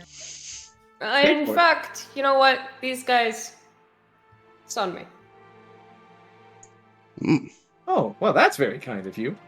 I'm sure he would have given it to us anyways, given he's such a good friend. Oh, we're gonna pay for it, not until. All right. So what's with the hat? Well, that's my hat. Why is it attached to your head? But he just kind of like his little eyes blink a bit. Just, well, it's my hat. Uh-huh. I look at the others like, are you guys in on this? Will doesn't get it. It's his hat. I'm not going to judge other people for how they want to wear I reach their out hats. and I flick Lyroon's hat. And he goes, whoop. Uh-huh. See, that's how hats work. Reach down, poke it back up. That's how his hat works. Brooke is just sipping the ale, sort of nodding. Yep, that's how it is. Uh-huh. Hala, you wanna fill me in here? I'm sorry, what are we talking about? He's already smashed. Yeah, he's just sat at the table, just downing at yours. Hala has not fair. taken a single drink. To be fair, Hala is quite small. It's proportionally a lot more alcohol. But Hala has not taken a drink. Yeah. What'll you be having?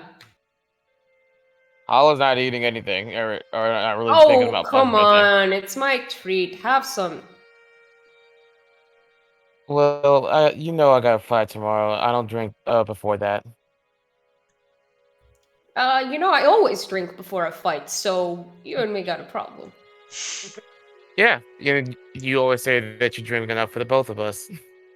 I mean, that's fair, but really not gonna join us for a drink? You know, on the daring rescue, getting me out of the dungeon, all that good stuff. Besides, you guys are sure to knock him out the park tomorrow. Celebrate early! Well, are you going to join us? I'm sure there's more room for us for the party. Me? Mhm. I mean, don't get me wrong. I love smashing things more than the next guy, but, More than. more than the next guy. Hell, I'd be happy Which to one join of you guys. are you looking at as you say that? As Brooke. just goes. He holds your gaze as you say that. Really? You think so? You doubting me?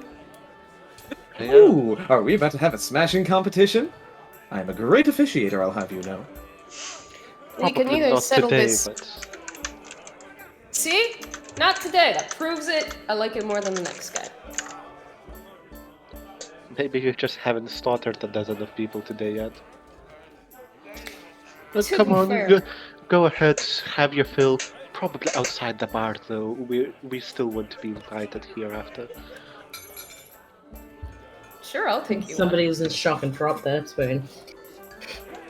But as far as tomorrow's concerned, I'd be more than happy to join you.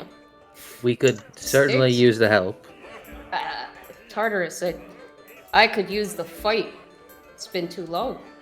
But not really been myself. I'm usually a lot better at fighting stuff. A little stretching and a good night's sleep without being chained up will do things to you. It's true, being chained up and, well, not moving is quite the tire on your muscles. Yeah, you guys can see the smile getting wider and wider. The little beauty mark she's got, like, gets pushed all the way to the side of her face as she grins. Doesn't take as much convincing as that to get me to fight. Sure, if you'll have me, I'll gladly join you. Hooray! And I'm going to prestidigitate confetti over her. Yay. And I give like a practiced wave to an audience that isn't there right now.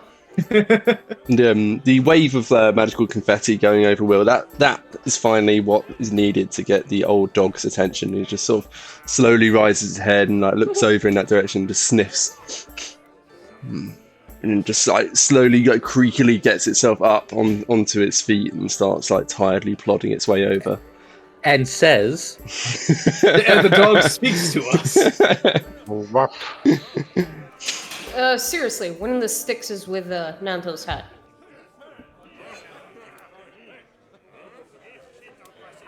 It's best to ask the man himself. I didn't make it, I didn't see him ever take it off. Yeah, but I have heard him seems to say, like it's it. my hat, more than once now. I don't think he's gonna give me a lot more than that.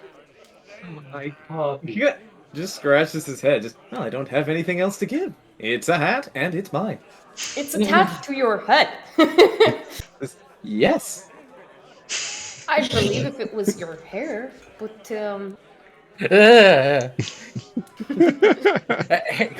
Well, of course it's not my hair. Hair doesn't No, look look. like a hat. right, yeah, of course. And she drinks. Look, I'm too sober for this. What'll you all be having? Where's Ravenous? Ravenous! So at that point, Ravenous. I'm like following along behind the dog. Yeah, so the old dog's like plodding its way, slowly winding its way through the tables over towards Nanto and Will, interested in the magical confetti. Yeah, what'll it be for you and your new friend? We'll have a fire whiskey, and my friend here will have a bowl of milk. I'm not so sure fire whiskey's on the menu here. Is it, Red Top? I nicknamed the dwarf. No, we You don't know, have... because of the... I get you. No, we do not have fire whiskey. We do... Well, I've got fire. I've got whiskey. I can give you our strongest whiskey. But no, you won't get a... You know, I've seen it in the fire breathing, no. Oh, hi, puppy. No problem. we both got puppies. Everything's just the best. So I'll have your strongest whiskey, and then I want you to set the top of it on fire for the show. Aye, I can do that. Sounds good. What about you, Brooke? You want your drinks or fire or not? He just holds up the tankard of ale he's got in the hands. I'll be fine with this. That's thank it? you. That's all you're having? For tonight, yes. Where'd you guys get this guy? Come on, Brooke. Have something We stronger than found that. him. I think he Uh, found You us found out it. there. Actually, I think you Yeah. found us, yeah. Yeah, Remind as you me- do that correction, Brooke just silently nods and raises his tankard as if for a toast, like, yep, and takes a good sip. Maybe it's a good thing I would be fighting with you guys in the arena tomorrow. I'm not sure how you've survived this long, but I'm impressed. Oh, we're very good at surviving. Haven't died yet. Yeah, which is a testament to your hardiness. Absolutely. Lyra, what Nanto about you? clangs on himself to show hardiness. Like, I think this is the first time that Will is starting to catch on as she hears the clang clang. You're not wearing armor, are you? Oh, of course not. That would be far too restrictive. I'm an idiot.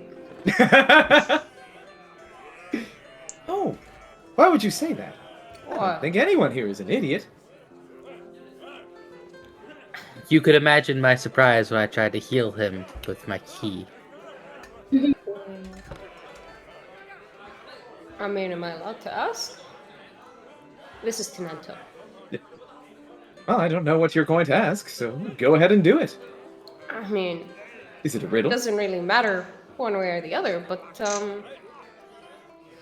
what are you? Well, I'm a person. A bard and a traveler. A teller of riddles, a keeper of tales. Never met a bard like you.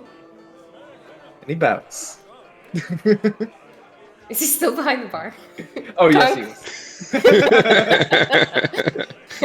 Oh, actually, it's a dwarven height bar, so it's actually really. He's funny. This is all So the awkwardly height. stools are all just really low down to the ground. Exactly. Yeah, they didn't think about it. They could have just had like the behind the bar being really high, but no, it's it's just really low and awkward. No one sits at the bar. Maybe we should get a table. So yeah, upon saying that, you would see actually Halla did grab you at a table. Yeah, that's Did Baruch not find one in the corner? Yeah, actually, Burrett pointed it out. So yeah, there's a convenient table over in the corner. The common folk, as you've been talking, mostly didn't pay you too much. They sort of paused in their conversation and stared at you for a moment as you walked in, but then saw Will, and she's frequented this kind of place quite often because she makes a point to go to these kinds of taverns, and then just turn back to their conversations. As I say, They're with me.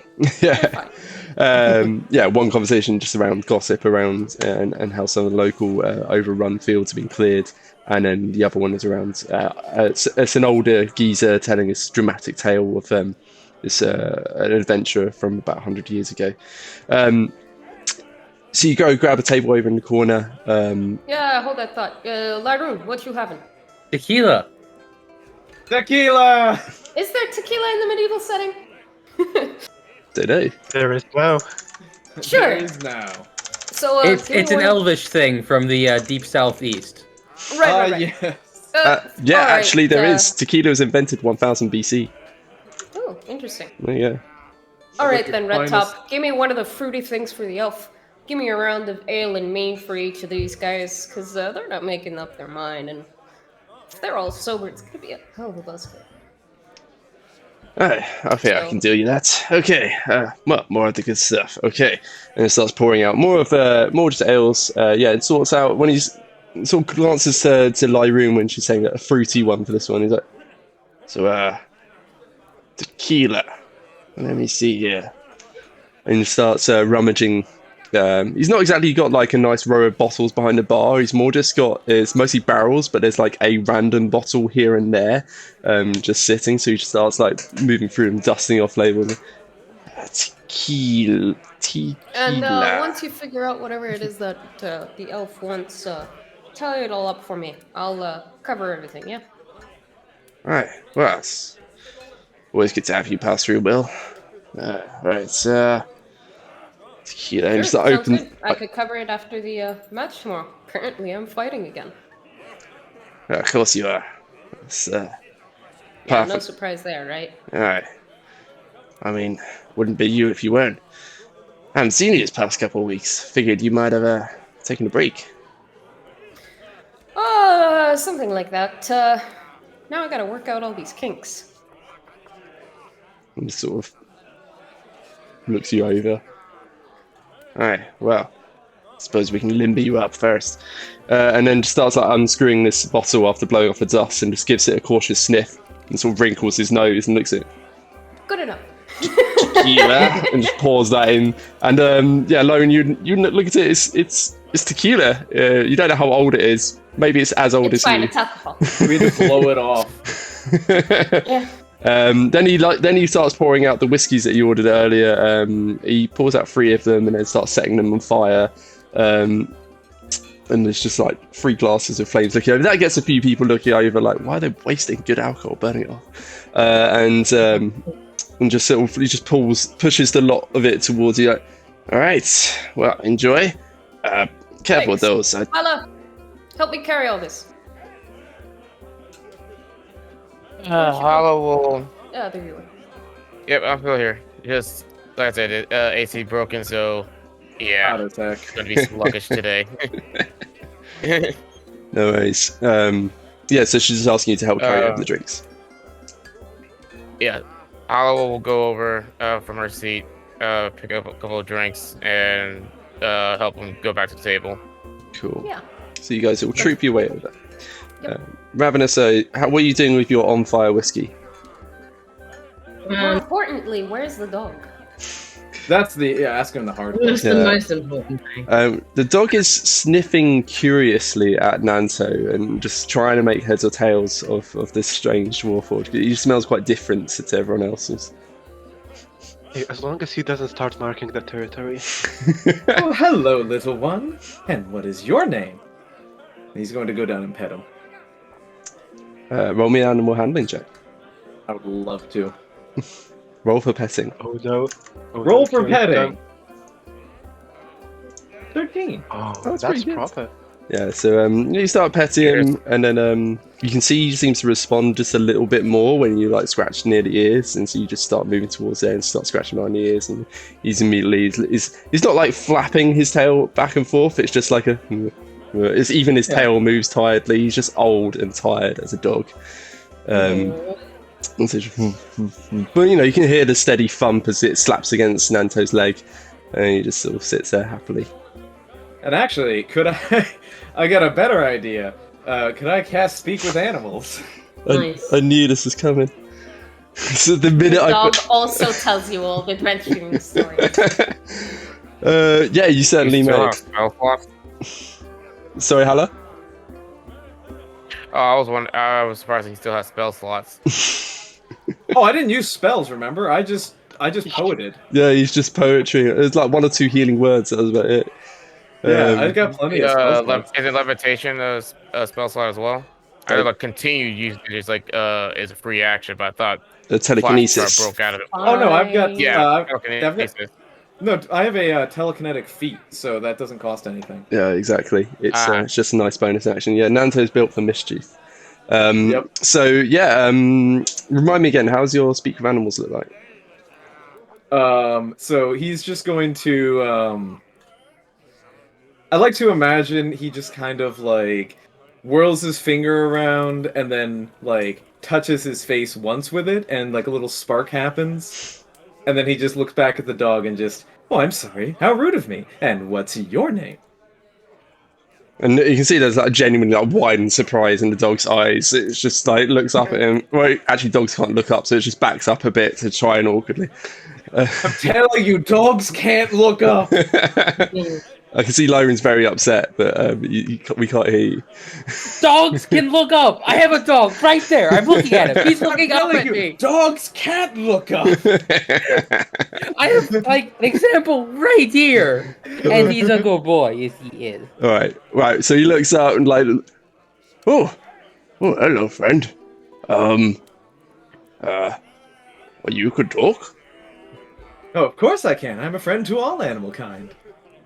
You smell very strange. Oh, yes, I get that a lot.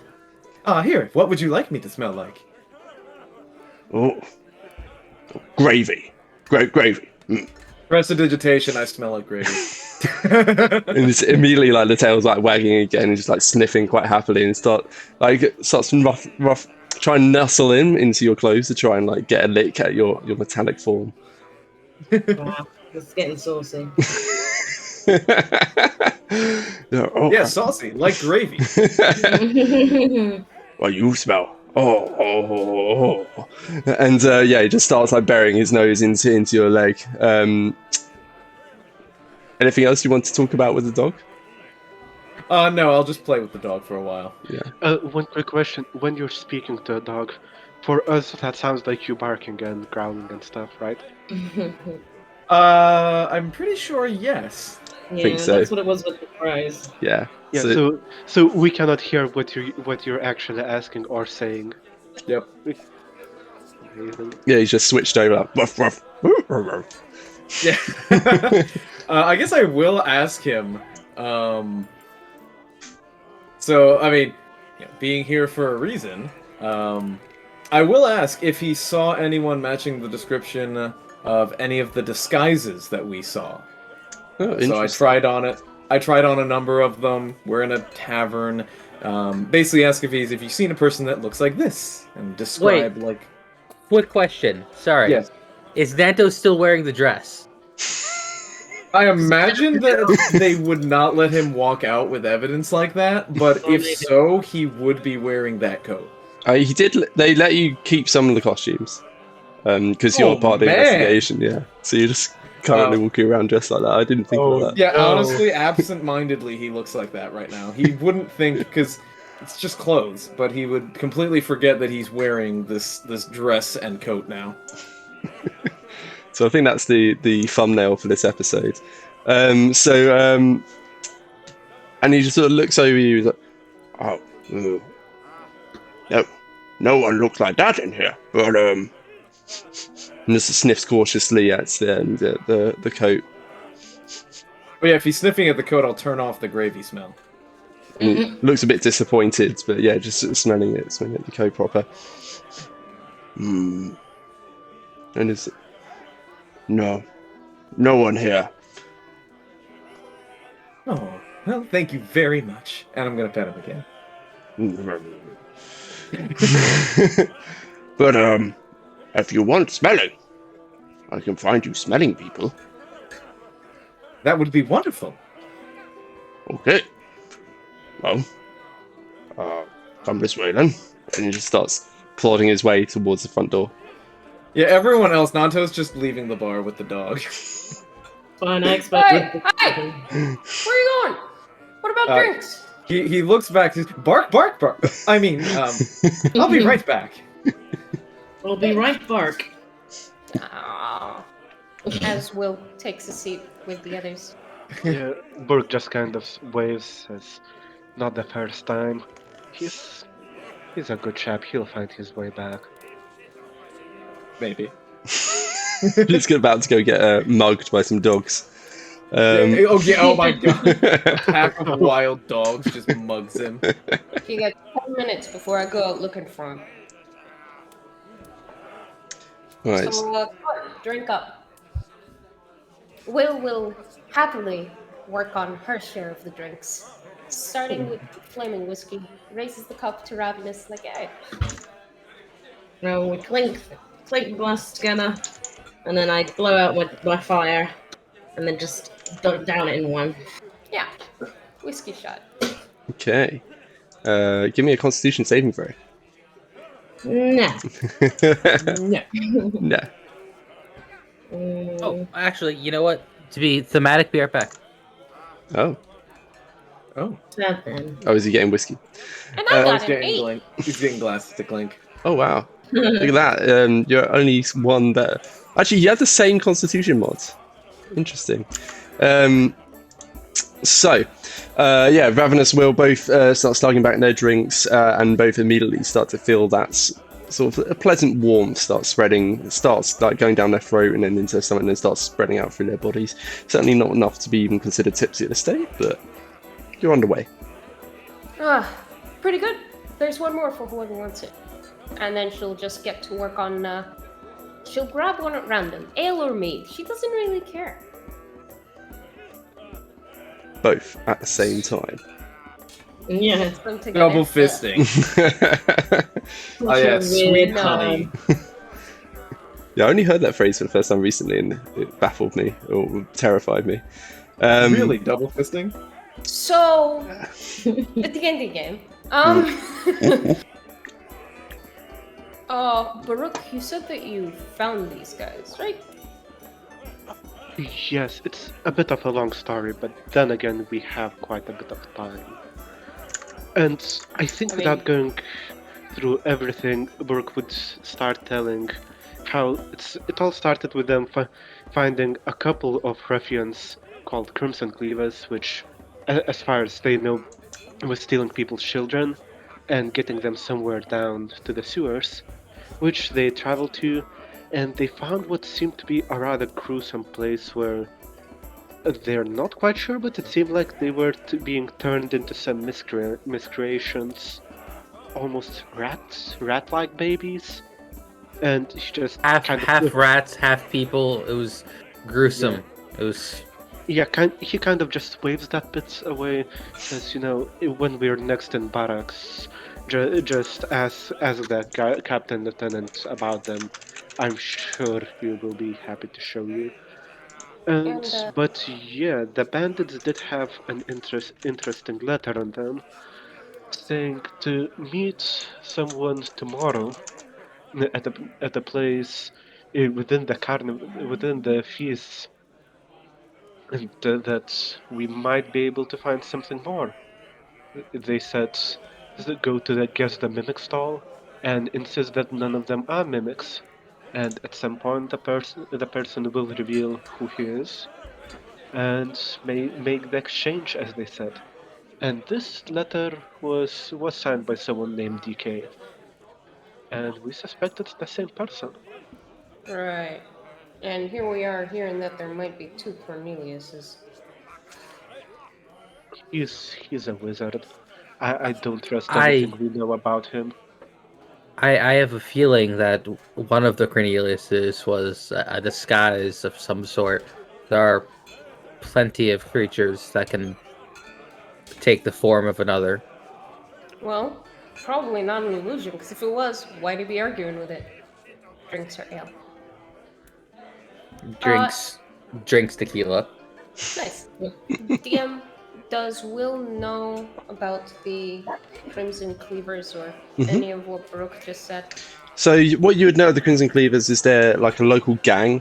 They mostly operate in the shadows. You might have heard a rumor or two that they seem to be, because there's been loads of refugees piling into Daggerford, particularly out from the farmsteads because they've been getting overrun with living crops. Yeah.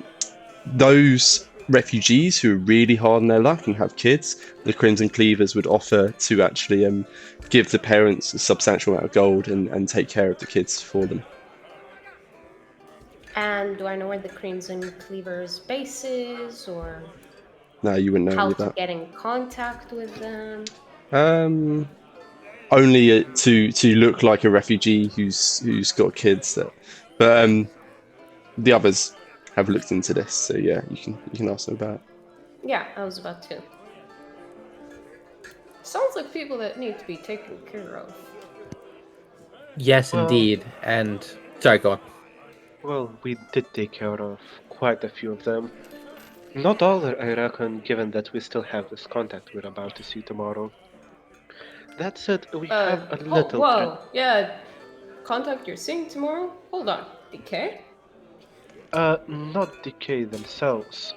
But that letter did say that we can find someone by the Guess the Mimic stall that knows some information. And we do have these little things, and he just points at his backpack, opens it, and just shows a tiny red piece of clothing. Says, this is one of the cloaks of those Crimson Cleavers. So we hope to get there unnoticed. Right, well, I hope somebody's pretty good at disguising people, because you betcha I'm coming along. Well, I'm happy to help you guys in the arena and everything, but when it comes to crap like that, gotta be taken care of. You know Victoria, right? And her secrets. She has a hat there of disguise that we're able to convince her to borrow for tomorrow and tomorrow only. Should help out. Excellent. Besides, Nanto has gotten himself a hobby of turning people to different things. Oh yeah? It looks to Nanto.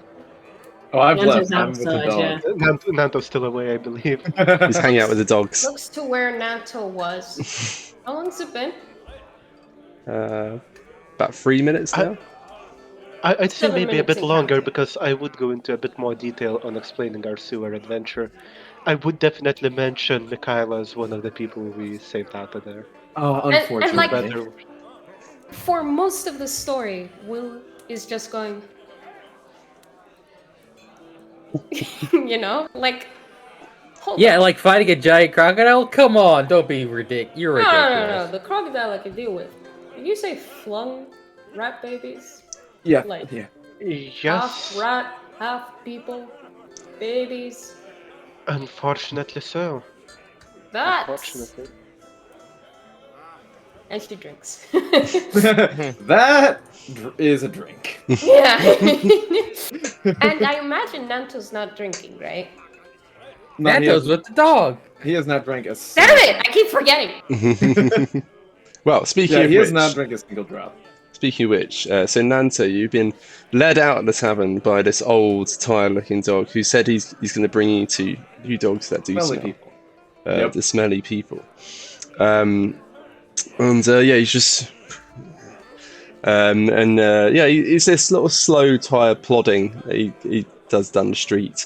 Immediately hooks a right out of the tavern, just leading you back towards Actually, it's that same alleyway where you would found the Crimson Cleavers basic. Oh, that one. Yeah, that one, which is near the Farmer's Gate. So it's just basically behind this tavern.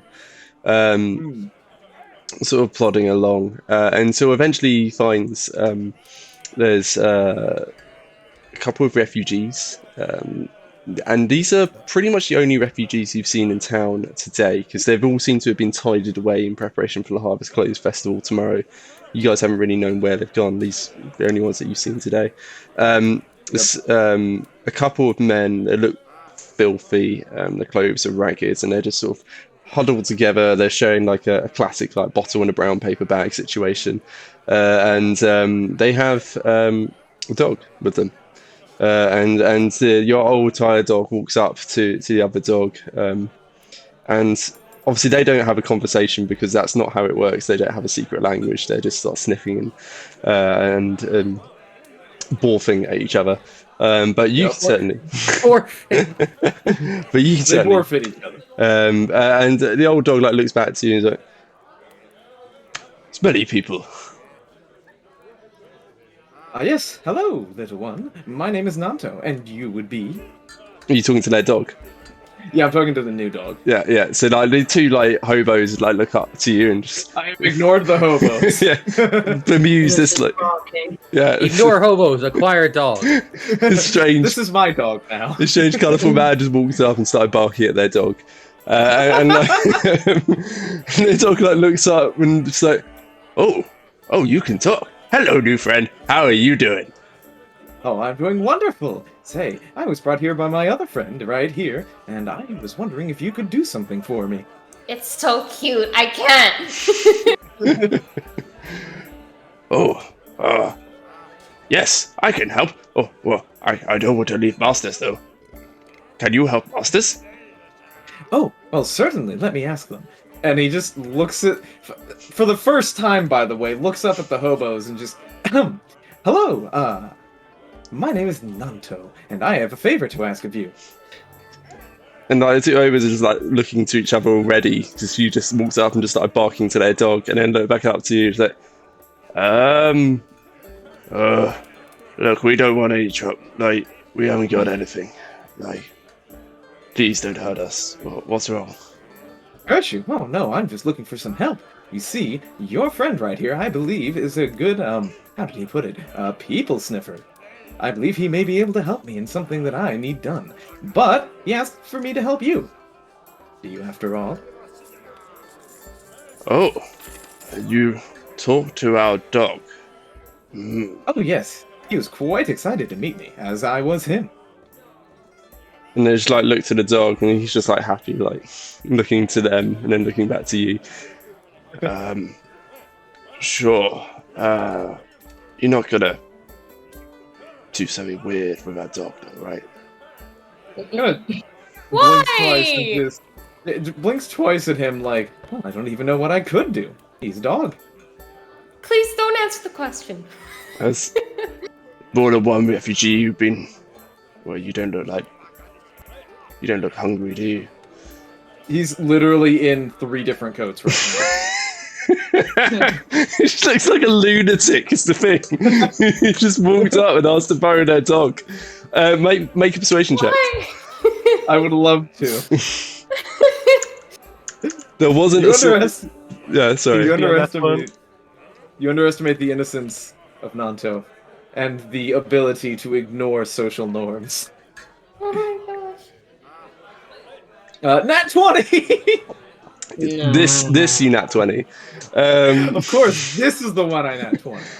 And so Lola just looked at you like, and then like looks at the dog and like pet him, and the dog clearly like happily you being around you. Alright, 5 gold, and you can take him for the afternoon. Oh, lovely. I don't have much use. He mutters to himself, not like I have much use for that anyways. And he is going to gladly give the 5 gold pieces. And they're just like looking to each other like, we've done it. And so take the gold, like immediately pocket it, and just like, alright, well, if you go, boy, be good. Right, bring him back. We'll be here. How long you need him? Oh, just as long as it takes to sniff out some people. Shouldn't be more than a few. Shouldn't be more than a few days. Days. Okay. Well. Well, sooner. It all depends on how good your friend is. If they are truly skilled and a master of their craft, I admit it might only take a few hours. All right. Well, we'll be wait. Just look for us here. We'll. This is our alley these days. Used to be trouble here, but it's a lot safer now. Oh, for sure. All right. All right, little one. And he looks down at the. I assume it's like a bloodhound or something. Yeah, exactly. He's Rex the Bloodhound. So, oh, yes. You gave the masters shiny golden discs. You are very generous. Oh, I don't have much need for them. I'm just glad it could make someone else happy. Now come along. We have some sniffing to do. And I'm going to retrieve one of the disguises that we have taken from the cabinet. Okay. Which disguise? Ooh, so what are my choices, I should ask? Yeah. So you've got a common farmer's outfit. You've taken one of the carnival folk outfits. You've got, obviously you're wearing the noble robe. And dress. There's like a male noble's. It's like a puffy suit, kind of similar to Flasheart's. There's like a butcher's outfit with like the apron, and there's like even like a couple of old dry blood stains on it. That haven't quite washed out. One that looks like a guard uniform. Not one of Lord Flasheart's guards though. One of the city guards. Ooh, and that one could be scandalous. And last one is a page boy, essentially. Kind of like what the servants who work in the ducal castle wear. Ooh, that's a good one too. Because so they're obviously trying to disguise themselves as they come in from the teleportation. And I'm trying to. Oh, there's so many choices. So many good ones. Wait. Think about it. Can I keep interrogating the cast? Yeah. Do you want a moment to think about it, and we'll flip back? Yeah, I'd like to think about it because on one hand, would you like to call a friend? I mean, I think phoning a friend may definitely be helpful. Yeah. I would actually be on my way back and just be like, all right, well, come on, boy, we have a decision to make, and I need the counsel of my friends in order to make it. Come along. Oh, don't worry, one of them has jerky, by the way. And just immediately he's like trotting a bit faster, and even the older one like tries to keep up as best he can. And I do realize what kind of jerky it is. I was gonna say.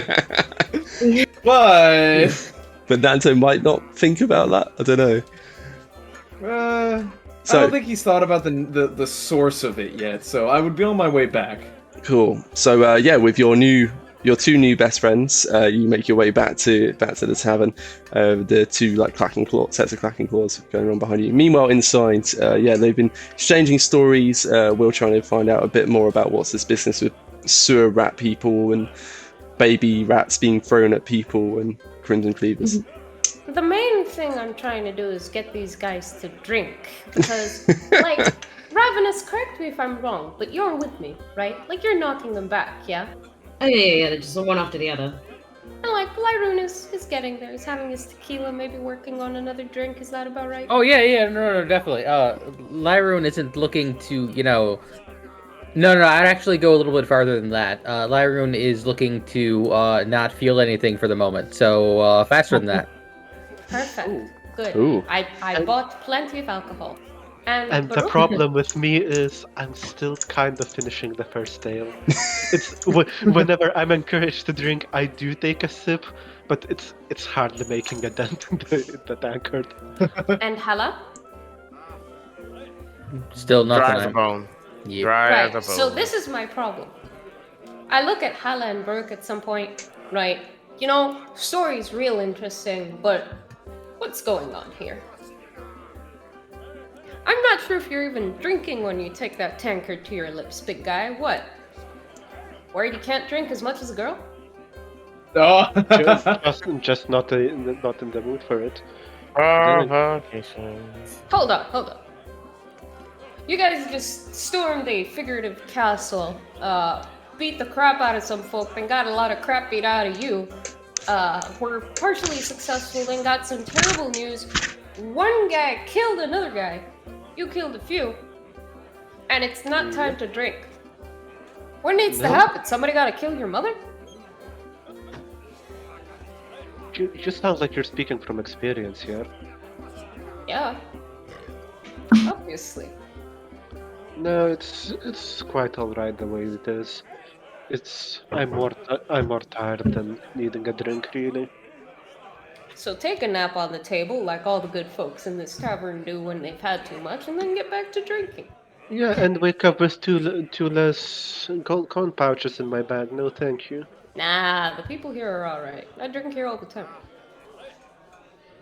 Hey, they're all right to you, maybe. You're a human after all. Why, you do something? Felix, trust me, they know better. Hala knows what's up. So why the hell aren't you drinking? Pick on her for a little while. I already told you. I got myself a fight tomorrow. One drink ain't gonna break the bank. Do we have banks? One drink isn't gonna make a difference. Banks are a very, very old establishment. Not as old as you'd expect, frankly. Yeah. I mean, money banks specifically, the ones where you could have several different places for them. So, hello, what's going on? Have one. Come on, it's meat. It's basically food. I'm just waiting for the moment where it's like, where she's just gonna drop the, well, if you don't drink, you're insulting my god, so... I mean, Hala's not the most religious person, so... Hello, have one. Have one and I'll quit bothering you. You know how big I am on keeping my word and all that, huh? She puts a hand on her breastplate, tabard hanging out at the bottom.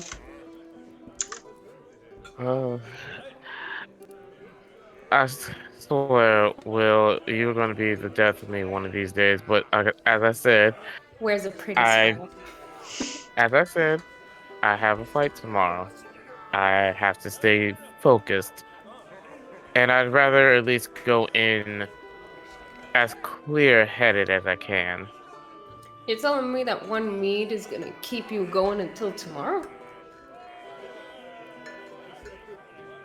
One mead. And she's just kind of Just gonna the look one. away. You know how stubborn I am. Come on. Oh my god. You Peer can be pressure. you can be as stubborn as you want. I'm not moving on that one. You know this. Doesn't mean it's gonna stop me from trying. And you wouldn't be you if you didn't. And Brooke, you worried that you'll be smashed from one drink too? Not quite. It's just... Look, it's been a long day. I don't need a headache to top All it the more off. reason to drink. For you, Like, perhaps, I really want... Yeah, go on. For you, perhaps. I'm just not that big into headaches, you know. I'm surprised, because you are one. Much appreciated. Anytime, big guy. I got something to say, you best believe you're gonna hear it. I mean, Oh, looking how you dealt with the Duchess Daggerford, you know, the last that owns this whole town and the surroundings, the one that doesn't exactly answer to anyone who comes without an army. Yeah, I believe you on that one. Yeah, that's Dan. All these snooty nobles, they need somebody to be honest with them every once in a while. True. But you see, most people who are honest with nobles when they don't want to hear it, they don't exit the castle. Exactly. And she gets a little bit more serious at that. So, people who are strong got a responsibility to look after people who aren't. There's something that's got to be said. I can be the one who says it. And I can do it while drinking, too. Sticks her tongue out at Hala. Oh, no. It just almost goes, oh, wait, no. But, yeah. Ravenous can drink. Yes, and we've gotten into plenty of trouble due to her escapades. Oh yeah? Like what? Oh no! The rabbit hole. Oh dear. And that's about the time when Nanta walks back in. Yeah, I barge in through the door with 2 dogs in tow. So yeah, oh Lord, what is? Oh, I'm not drunk enough what to be is seeing this man doubles yet, am I? My lord, there's 2 of them now. yeah, I mean, you see Nanto striding in with his whimsical gait, still with that old, tired dog at his side. But on the other side now is this beautiful bloodhound with a dark brown coat, who seems immediately sort of freezes when he gets in and just sniffs at the air because there's about 100 different scents, mostly of old spilt ale, to take in. I assume you're still talking with them, so it's just this barking conversation. Oh yeah, there's probably some barking going on. Yeah. One last detail before that. Ravenous. You're noticing something quite strange. You've been slugging back these whiskies. Initially, there was like a slight warmth, but then it seems to quite quickly sort of disappear. And each drink that you're taking after that doesn't really seem to be having any effect. Oh my god, this is amazing. I know exactly what's happening. Oh, I don't. I'm concerned. Can I do an insight or something on the alcohol to see if it's like watered down or something? You can do a perception check. It's like the alcohol. You need to know if the alcohol is telling the truth or not. Yes. I do. Yeah. Perception To be check. fair, I've had a lot of things lie to me. Inanimate objects lie to me, alright? My computer lies to me all the time. It tells me that the time is like 3 a.m. in September. Let's not talk about lying computers. I seem to have a bad relationship with computers. But yeah, Ravenous, give me a perception check. Let's see. Let's see. Roll this time. I got a 12. 12. So yeah, smelling at the whiskey, seems like normal whiskey. Perhaps a bit cheap. Certainly not the dragon whiskey you were consuming the night before, but should be getting you drunk. Smells like strong booze. Certainly feels burny on the way down, but you're not. And that's just the acid. But you're not feeling a warmth suffusing through your body, which you would expect by now after the amount you've drunk. Well, are you getting drunk off this stuff at all? Am I? Yeah. Roll a Constitution save for every whiskey you've had so far. / ale. I think she would have had 2 whiskeys and then worked on like mead and ale. Like shots are nice and all. Yeah. They don't last very long. So give me 3 con saves. Ooh. Now I'm getting good rolls. No, not from you, Sammy. Oh, well, I just used all my good rolls. All the good rolls. I mean, that would explain. Took all of Will's good rolls. I hope you're happy with yourself. All what of you've done. Will's good rolls. Oh wow. Yeah. So I mean, I love it when the dice agree with what I was doing. But yeah. So, Will, you're It not hurts. you're not like smashed, but like you're definitely feeling a lot of I'm warmth through your merry. body. Yeah. You're merry. You're Light and bubbly. yeah. You're having to think She's a carefully. happy drunk. Yeah, you're having to think carefully when you reach for the drink to not like knock it over. You're like having to like judge your movements just a little bit more care. So at Ravenous's Having a question, good time. Having a Yeah. good time. at Ravenous's question, I whip around. A little bit of alcohol splashes out of my meat cup. Tankard? Meat cup? The meat hole? I don't know. Flagon. Meatball. Flagon. Oh Lord. You know what? Whiskey's not really my drink, but knock back enough of them, and I'm starting to feel it. You know, normally, that's not important. You don't want to hear me whine. We're celebrating, and it's obviously affecting her. Mine's not working. Drink more. Do it again. I've had plenty, but it doesn't seem to be doing anything for me. Okay, I feel like Will should have proficiency in why someone's getting drunk. Or someone's not getting drunk. Does Will have any idea what's going on? Give me a perception check. Sure. Would it be enough to at least tell that, given how much Ravenous has drunk, it should reflect on her sobriety? Yeah, exactly. So 13 was that, Will?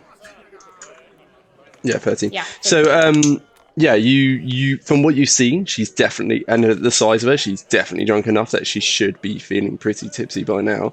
It certainly seems that. odd. I try her drink. Seems normal to me. Absolutely normal. I give it back as though nothing happened. That's Because I didn't realize that it came out my hand. yeah. You should definitely be at least feeling a buzz at this point. I feel fresh as a daisy. I mean, are you kidding? I'm a paladin who chafed before. Oh, absolutely not. I don't skimp out on my whiskey. Lyroon, is it working on you? Good question. DM, is it working on me? Yeah, give me some con One saves. save. 1 per drink. Con saves. Let's go with 3 saves. 1. Nope. Right. 1. No, he drank. 2. That's 18, a 21, and a 12.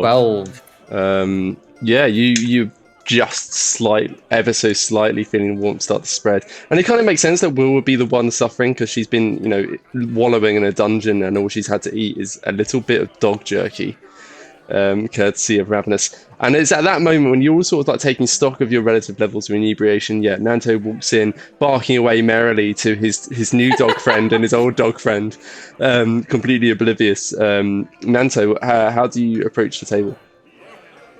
Oh, well, I'm just approaching the table, just probably barking, and then, there you are. I'm glad you're still here. Hey, I Nanto. found some help. Oh, we found your drinks. We saved them for you. Oh, thank you. Well, I only made one of them, but don't know where you got the No. other ones.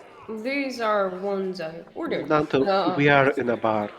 It's not that difficult to get drinks here, you know.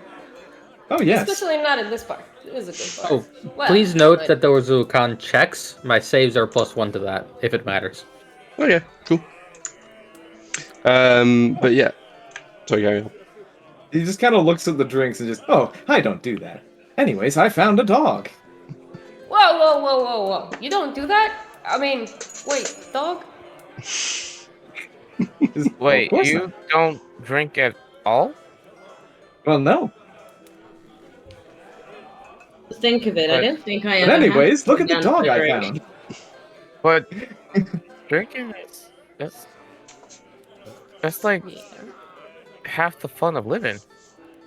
Well, then, Well, I've then only weren't got you half a life, having and any? I'm making the best of it. Says a person who is not drinking. Yeah, I Come throw on. my And I'm arm gonna around save Lyroon. it for later. Come on, Hala, you should be drinking too. Yeah, you tell her. It sounds like you're having a good time there, huh, Lyroon? Oh, definitely. I am having just the best time. I need another one of these. This guy gets it. I'll get you guys another set of rounds. Well, she looks around the table. I'll get myself, Lyroon, and Ravenous another round. Nanto, Oh. talk about the dogs. Ah, yes, I would be happy to. So, anyways, I found this dog. And he just kind of, Okay. and he points over and says, and he's very good at people sniffing.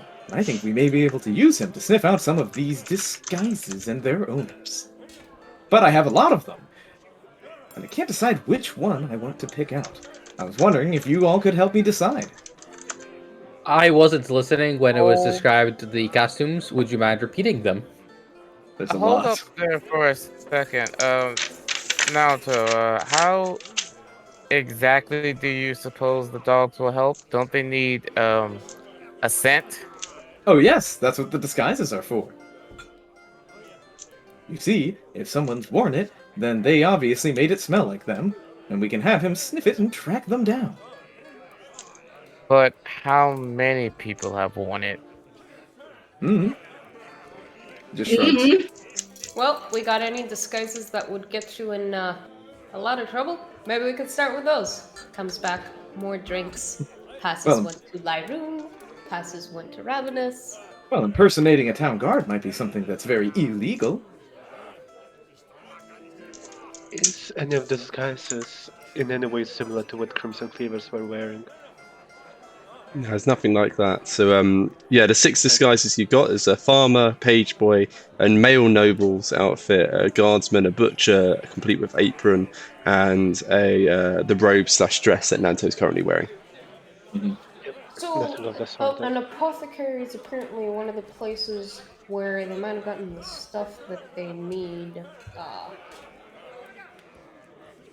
Maybe the butcher's outfit? But I think, Nanto, your first instinct, or was it Baruch? She laughs. I'm not sure. I would drink it a little bit. Whoever said it, the guard is probably a good pick.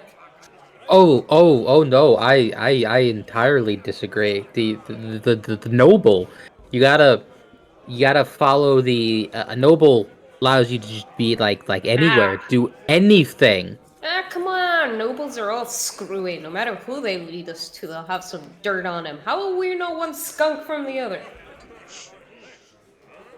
Fair, Yeah. but See?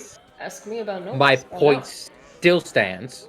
In fact, you know all those teeth you guys found? But you guys didn't know nobles buy kids' teeth. Because they wear through their own and then use the kids' teeth in their own mouths. Oh, that is Those are quite gross. unsanitary and horrifying. What? Thank you. Why in Ew. the world would they do that? Well, because their teeth are already all rotten. So, when kids lose their By teeth, the they buy them. gods. By the gods, how do you know such things? Ever sold to any? Well, moving on from this morbid discussion, Will is very happy for the distraction and no need to answer, continues to sip at her drink. the other thing that we need to be concerned with is that I do believe that the god and the noble will probably give us the most information if we were to track them down. But I'd also assume that they would be the hardest to track down and even harder to get a hold of. Hey, how long you got these dogs for, Nanto? You didn't. Oh, a couple of Remember hours, the I discussion think. we had about paying things? You didn't take them, right? You paid somebody. Oh no, they asked for shiny gold things, and I didn't have any need of them. So I gave them a few, and they called it a day. Uh-huh. We'll get back to that. So, Mombasa, Kalimport, Faye. You guys feel like taking vacations? Ooh, what's a vacation? You never been on vacation? Just He kind hasn't of. done a lot. He hasn't done a lot of things. He didn't even know what a party was. How old are you? Oh no, I know what a party is. How old are you, Nanto? No, you don't.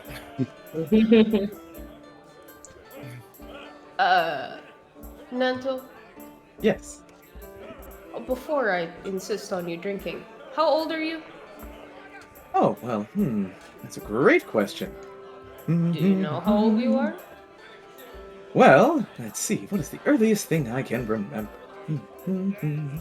Maybe a year or two. Could be less. I'm not sure. Time And is we're hard. taking away the alcohol. We're just gonna shush them away from the 2-year-old with the dogs and bring them over this way to Will Ravenous in my room. You can have his Ravenous. That doesn't seem to be working for you quite right anyway, so here we go.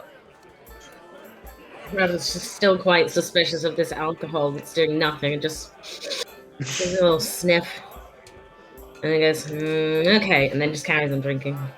Yeah, it's just shots back again. Will down her tankard, slam it down. Right, we've sat around talking long enough. Nanto, you get to have your dogs sniff a costume. Everybody else, at some point, we should definitely do the things. You know, the things. Tomorrow. As for tonight, I want to get in a good fight. He will stand up and look around the bar for anybody who seems to be deserving of some trouble. Oh wow. Actually, I want to do something silly. Would you say that during the somewhere in between the point of the mansion and the here a short rest has been completed? Yeah, I mean, we've been sitting around the table. I feel like that's not, yeah. I think it's short super rest. harsh activity. An hour's Cool. worth of time. Yeah. Cool. Shoot, how would I phrase this? Because what I want to do is I want to punch Will. But how to do that in character? Do it! Just do it. Just punch it. Do it! Just fight each other. I can take you. I'm gonna roll some hit dice though. Meanwhile, Nanto, How do I do it on the when stupid sheet? you saw Ravenous take that latest shot, you'd have seen just a slight glow on the underside of her chin, seeming to rise up from something. So, you didn't quite see where it was coming from, but it seems to be something like bright, some source of light that seems to be glowing on the underside of her chin. It's green tinted. Oh! You I got mean it. like an amulet? Potentially.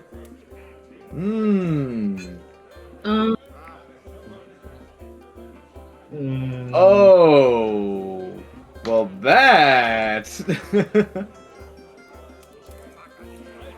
I'm going to kindly point that out and just make a quick mention of, oh, you've got something on your chin, and just literally point to her.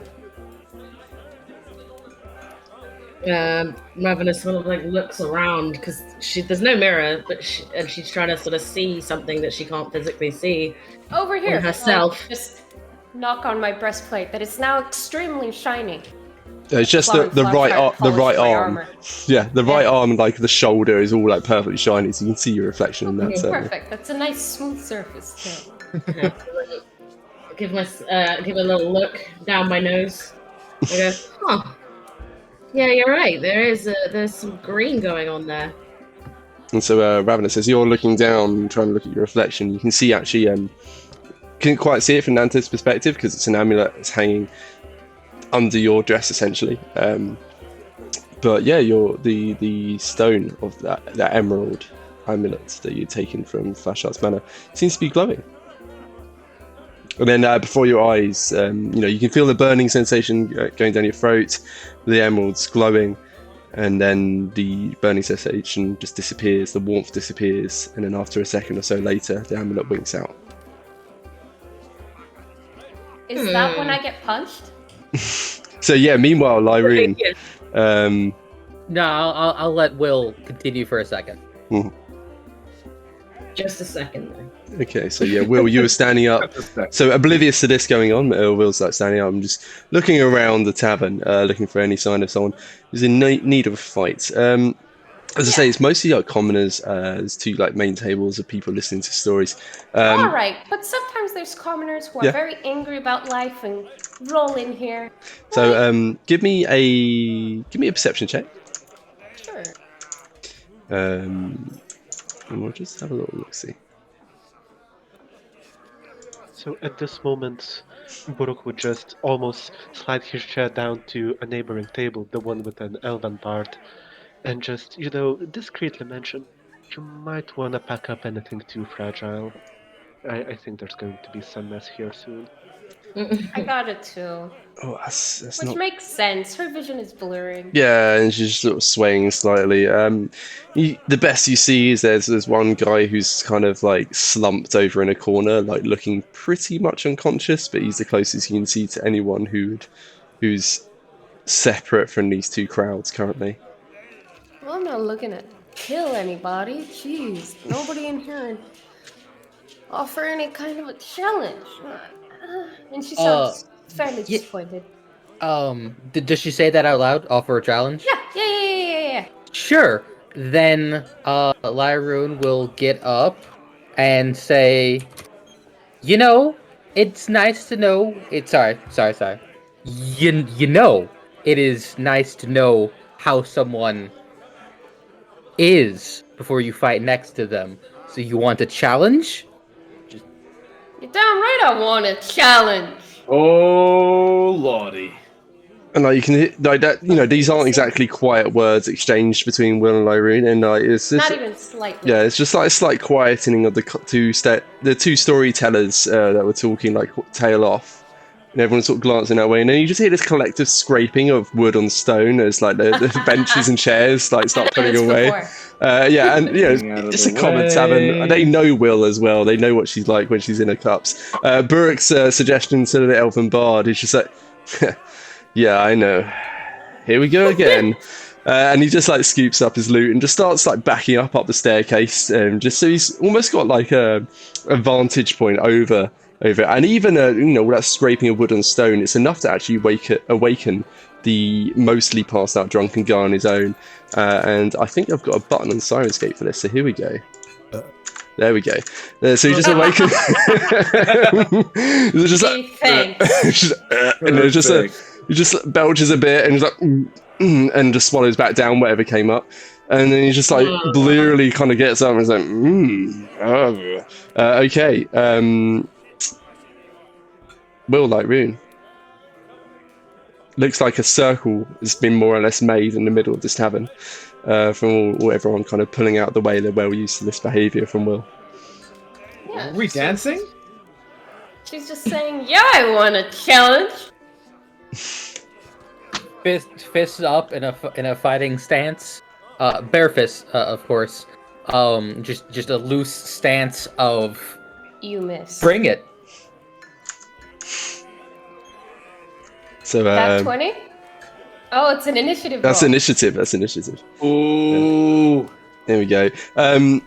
So yeah, as the two fighters are getting to their feet, Will looking distinctly swaying on her feet. Lyroon's definitely not exactly steady either.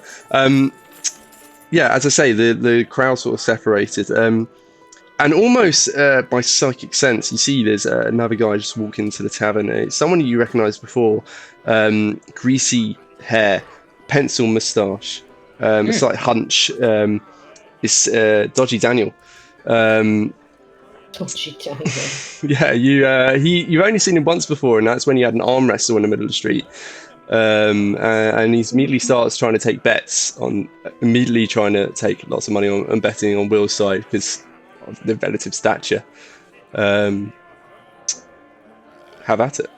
Except he's got all his key points, and I've got one spell slot because I'm the longest character. But yeah, let's do it. Because I'm a short rest. Yeah, you had short rest. That doesn't help. Oh yeah, you've had a short rest. That helps, Lyroon. It doesn't help Will, other than hit points. Okay, how about it slugging it out? If you guys like roll it up, and then I'll just describe the fight He sequence. is easily faster. Oh yeah. Quite a lot. Lyroon being the incredibly agile person, immediately as soon as Will is looks ready, like once the betting is stopped, no like cheap blows, then just zooms forward, and let's go with fast off the bat. Let's go with 4 attacks. And Will is really cocky. Huh. Oh! You think you're gonna fight me? Immediately nat No. 20s. The first blow, just right. Are you wearing your helmet? No, she's not right now. Cool. Nah, never mind. Let's not go for the face. Immediately. Not the face. The first blow after zooming forward, right, a jabbing motion right in the armpit. And let's get some damage. Yeah, so Will, you just feel suddenly your whole arms will spasm tight to your side, just as Lyroon just zips in and just slams his fingers into the armpits. Yeah, 8 damage. Your AC is 21, if I remember correct, right? Yes, sir, Bob. Yay! That was several weeks ago. You turn around to the back. Another blow right to like the mid spine. Quick check on that 21 with a shield. With a shield. Oh yeah. I have a shield on you at the moment. Yeah, you wouldn't have your shield right now, so it's Oh my probably God. 19. Why would I not have my shield? Or if you like bare knuckle fighting. Oh, It's Will. She's gonna have her shield. Well, you can. I mean, Lord. if you say I can't have it, fair enough. But she would have grabbed her shield. Oh, you can if you want. Yeah, it's just that She you're. absolutely would use her shield. She doesn't think it's cheating. Okay. How many damage rolls was that? You Okay. had 4. This is the 5th one that you rolled 19. You got 6 attacks. Right, At this what's point. going on here? Well, no, it's what? So you got a nat 20, and then you got a 21 to hit, and then you got another nat 20. Okay. I'm sorry. I didn't realize that it rolled the dice for that. Okay. Yeah. Yeah, it kept rolling. So you've rolled so far a nat 20, a 21 to hit, then another nat 20, then a 19 to hit. So you've got Okay. 4 attacks. So that's 4 attacks. Great. And I'm not gonna bother with. I see like a nat 20 and oh wait no, then it It's rolls just an the 8 to damage. hit. It skips that. That's Okay. just a damage There roll. are- You can ignore that. There are 2 death rolls in between. That's weird. Yeah. I'm just gonna get rid of them. There you go. Yeah. So first is right to the armpit, as going around to her back, straight to the spine. Another like bending down to like the knee, like right in like the inside of the knee. And then another one just kind of like grazing off armor. Yeah, so the rest of you just hear these repeated. It sort of sounds like meat slapping on metal, because that is essentially what's happening.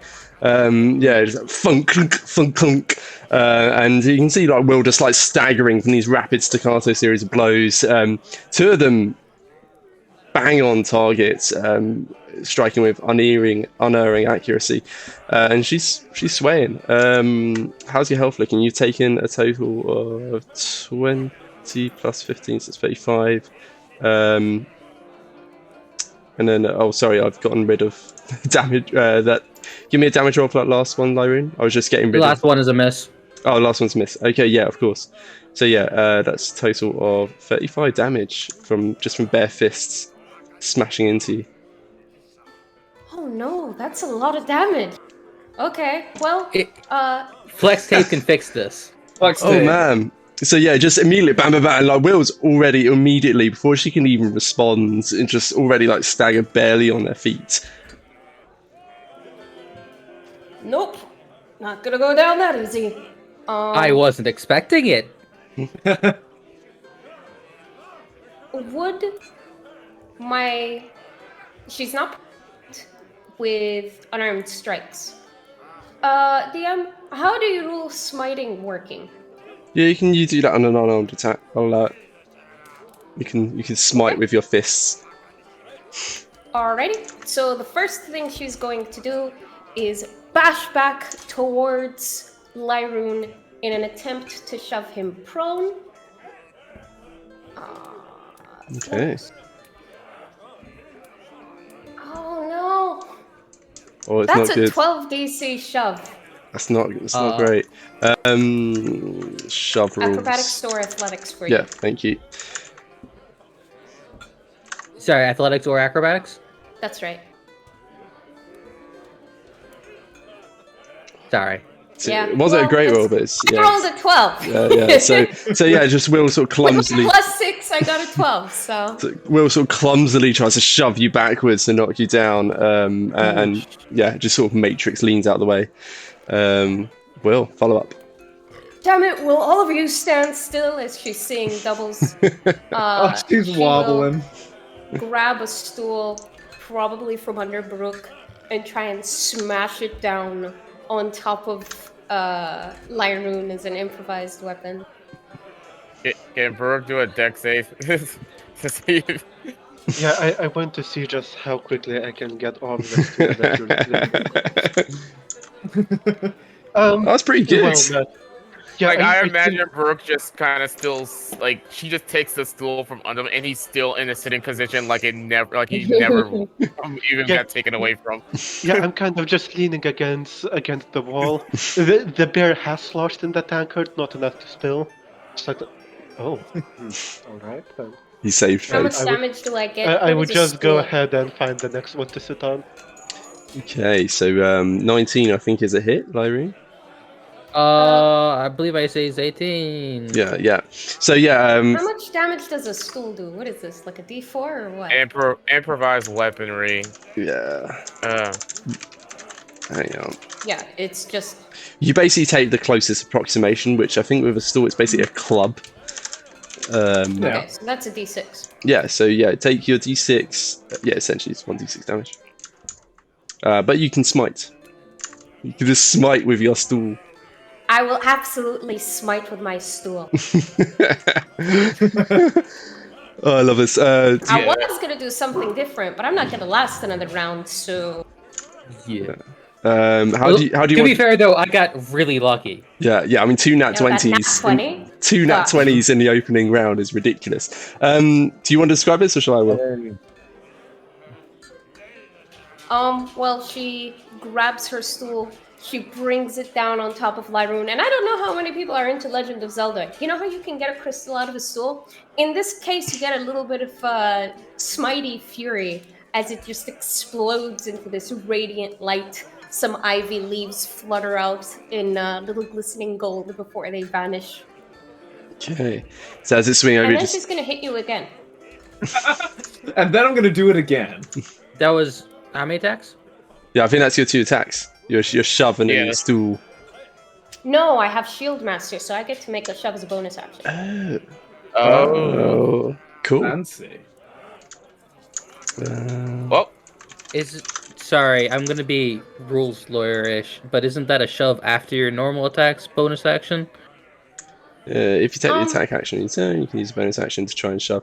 I think it's if you. It says that when yeah. I'm gonna take the I think- attack think- action, I think can for the use my purp- bonus action to shove. I think for the purpose of a bar fight, it's not too important. So go ahead.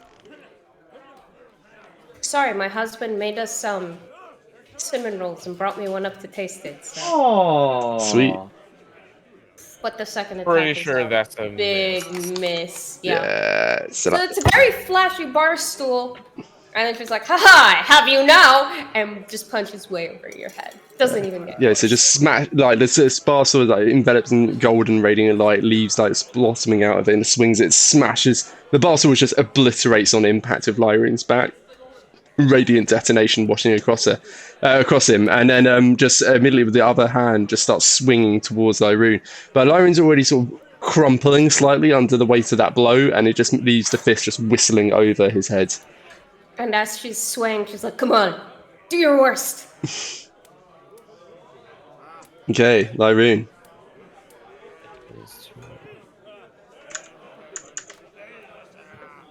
Okay, yeah, all right, cool. So I'm at half. So Lyroon is definitely wobbly. The The blow has knocked his hat, off his head and fluttering off to the side, and goes for a single hit. I switched it to boxing nights, by the way, in case you're wondering why the sound suddenly changed. Hear it. Which is a miss. Goes for a second attack, which is also a miss.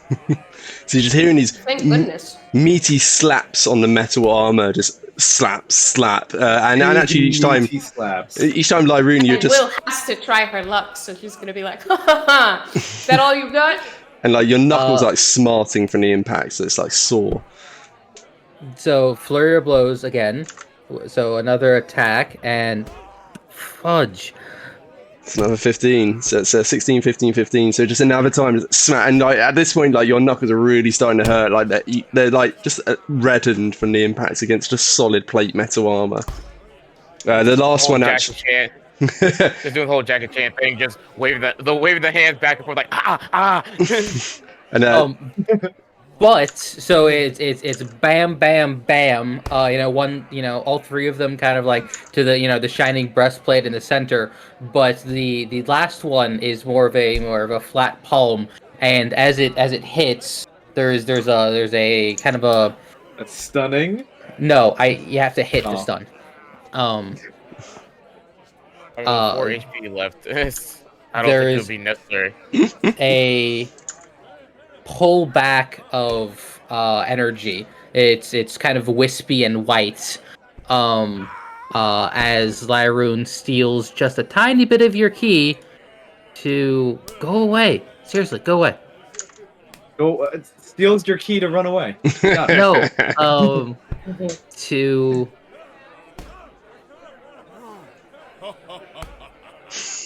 yeah, that's the boxing stomps and the thwacks, yeah. That's the punch noise. God. Yeah, so there's a pullback of energy, and Lyroon's wounds heal slightly. The bruise, the like little tiny cuts in his head from the bar stool just kind of mend back together a little bit. Okay. Not much. So it's just this flow of energy it sucks out of Will, and she doesn't actually seem any worse off for it, but suddenly Lyroon seems to just stand a little straighter. You can see some of the bruising from the radiant blow bleed away. The crowd watching. Yeah, I'm going to take us off boxing mode. Let's go for it's on for young and old. There we go. Yeah, the crowd watching are just like, way, and in fact. There you go. Yeah, one of them is a bit too exuberant, just starts knocking over glasses and smashing. Yeah, there you go. Will, you're up. Natsuo was thoroughly confused by all of this. Just it's the strangest dance he's ever seen. Guess you just got lucky the first time, huh? And I will just try and hit him. I will do my shove action after the first attack if you prefer. Okay, first attack is a miss. Okay. I will attempt to shove you.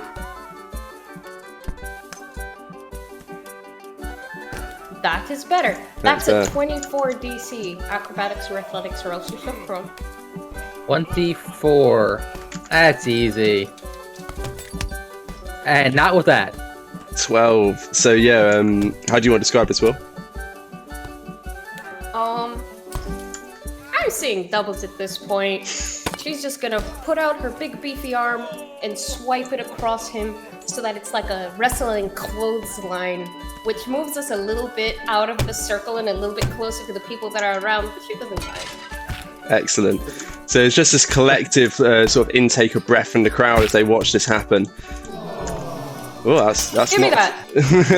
I'll I'll take whatever the nearest guy is drinking and try and use it as an improvised melee weapon to smash it over Lyroon. It is actually a free action to drink an entire flagon of ale, by the way. I still disagree. I will take with that. whatever the nearest guy is drinking, finish it, and then smash the flag. No, we're like. I think that's fair. Yeah, I completely agree, Dad. So it just seems wrong, doesn't it? But yeah, so down to let's go for it. Let's see how you do. It's only an 11 to hit. Wow. Oh, that's too bad. Yeah, so you just, Lyron sprawls onto the ground, like landing with a painful thump onto his coccyx. You just grab a flagon out of the nearest guy's hand, neck it, and there's just collective cheer. And then you just bring it swinging overhand. But there's 2 Lyroons, and you smack perfectly into the chin of the one that's not him. Maybe Lyron rolls out the way. He's less drunk than I am. But at that point, damn! Will is just getting really frustrated. She will throw her shield to the side, grab another stool and dual wield it and be like, come on, finish this! Give him the chair! Yeah, what he said. Brr. And the up above on the balcony, it's just the bard's like started like playing along this merry tune as if he wants to join in. And he just starts plucking up, like accelerating, like getting excited. And... Not like Nanto. No, well, maybe Nanto can join in. There's a bard in the tavern, an elven bard. He's thoroughly confused and will just kind of like haphazardly cheer at someone and not sure why. Yeah, you can do it! Not saying any names. Exactly. You got it! Alright, Lyroon, let's see if you can bring this home. What is this? Okay, cool. Yeah, let's go with...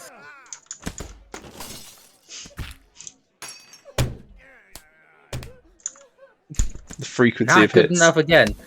17. So it's another Lyroon, crouches down. It's another blow. This time it hits the armored greaves.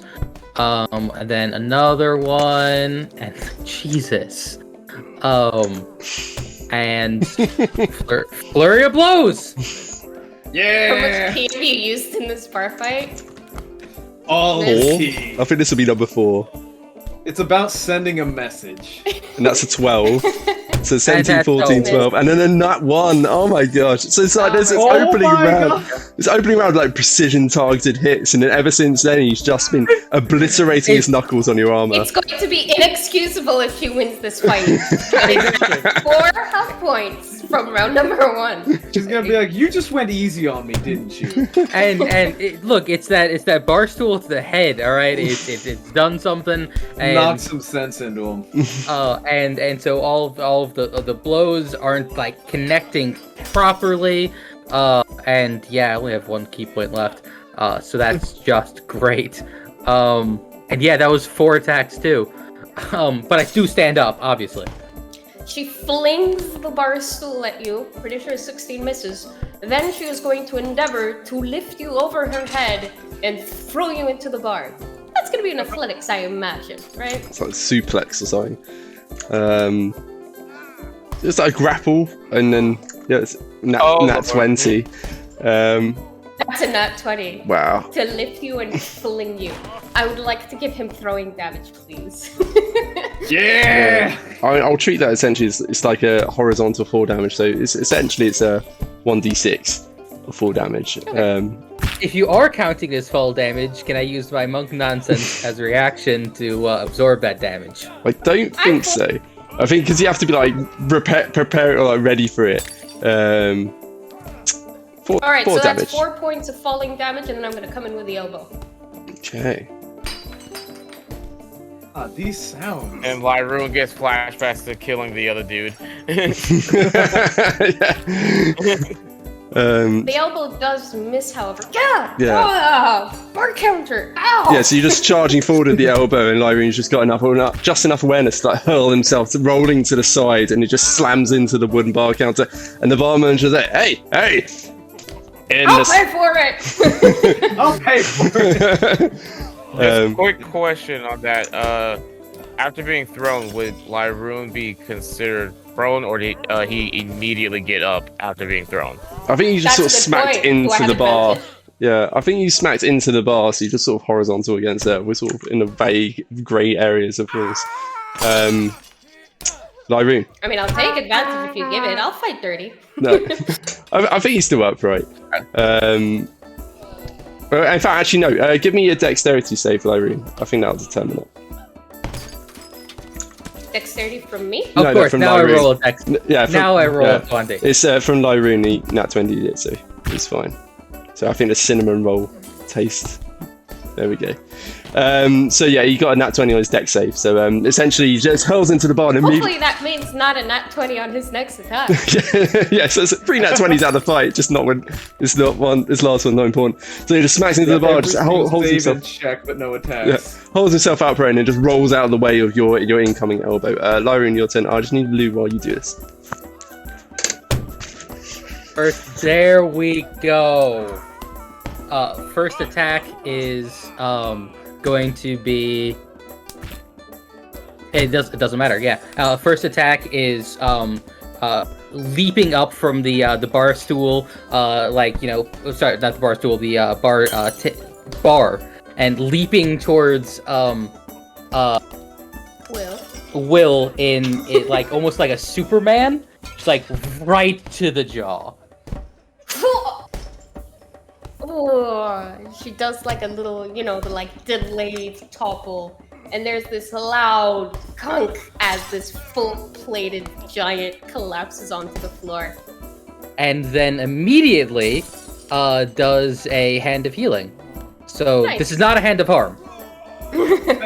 I do not kill you right now. Okay, so immediately after knocking you over, seeing the eyes flutter, immediately does a flat palm to the chest, which resonates with a bit of wah wah wah wah, and consciousness comes back to you in however way you want. Ooh. That was a good fight. Yes, it was. That was much more than I was expecting. Give me a hand, will you, Scrawny? Definitely tries to lift up the 6 strength Lyroon. I would like to create sparkles around them in celebration. Counterspell! No, sorry. It's the power of friendship. Yeah. You guys all know the GIF I'm talking about. She's gained. What's happened? The two arms. I imagine it's a little bit difficult for Lyron to lift Will off of the floor in full armor, but it's the thought that counts, and she's gonna... what the heck? She'll try and pull you down towards Sure. her. Oh! Want to do a contested strength? You'll win. I just rolled athletics. You can do athletics or acrobatics to see if you pull me up or get pulled down. I'm gonna do athletics. Okay. 13. So Lyroon tries pulling back and you just whoop. Come here! And she just gets you to a tight hug. Part hug, part headlock. And squeezes tightly, and it's all very, very friendly. For all, whoever's watching, she's obviously not very upset that she lost. She just enjoyed the fight. Oh boy, I needed that. Slowly get up Lyroon with her. Damn, Skinny! You can pack a punch. What would I expect out of a monk? Dusts you off, reaches out for your hat, puts it back on your head, fixes it. And Lyroon is much older than Will, right? But she is treating you a little bit like, a kid sibling or something. I am definitely old enough to be your dad. Let's hope not. How old is Will? I imagine it's a little bit hard to tell. She's definitely less than 30. Cool, because I'm like middle-aged. Like no, I say, like, you're an elf. You're genuinely I'm middle-aged for an elf. You're at least 5 times her age. But she's still treating Lyroon like a cute kid brother. So that was really fun. Throughout all of this, what have Hala and Ravenous and Varuk and Nanto been doing? Yeah, so just I showered you in sparkles, but largely trying to make sure the dogs are okay. so Priorities. yeah, just to wrap that up, essentially the crowds then seeing that the fight's over, they start exchanging the various monies to Dodger Daniel. Seemingly a lot of people lost money on that fight. They'd been betting on Will winning because she usually wins any bar fight with any local. But yeah, Lyroon didn't look up to the task, but was easily able to defeat her. Well, not easily, actually. That's definitely an overestimation. So yeah, there's like something between a groan and a cheer from the crowd. Like they're pleased at a successfully good fight, but also a groan because lots of them just lost money, and and it sort of gradually dispersed. Actually, during the fight, more and more people started pouring into the tavern. It's now feeling quite crowded. It's sort of thrumming atmosphere. Yeah. So Nanto, you were just trying to keep the dogs safe. Conversing with the dogs, they were both just like excited about the fights. The old one just like, oh, not again. But there's certainly the bloodhounds like, oh, everyone's fighting. Oh dear. Oh, this is very exciting. Oh, can you smell that blood? Hold on, no. And the minute like there was some blood drawn, like the bloodhound was actually like starting to jerk forward, wanting to smell at it because it smelled quite exciting. Not yet. Ravenous, meanwhile, you had been discovering something. My secret powers. Your secret powers.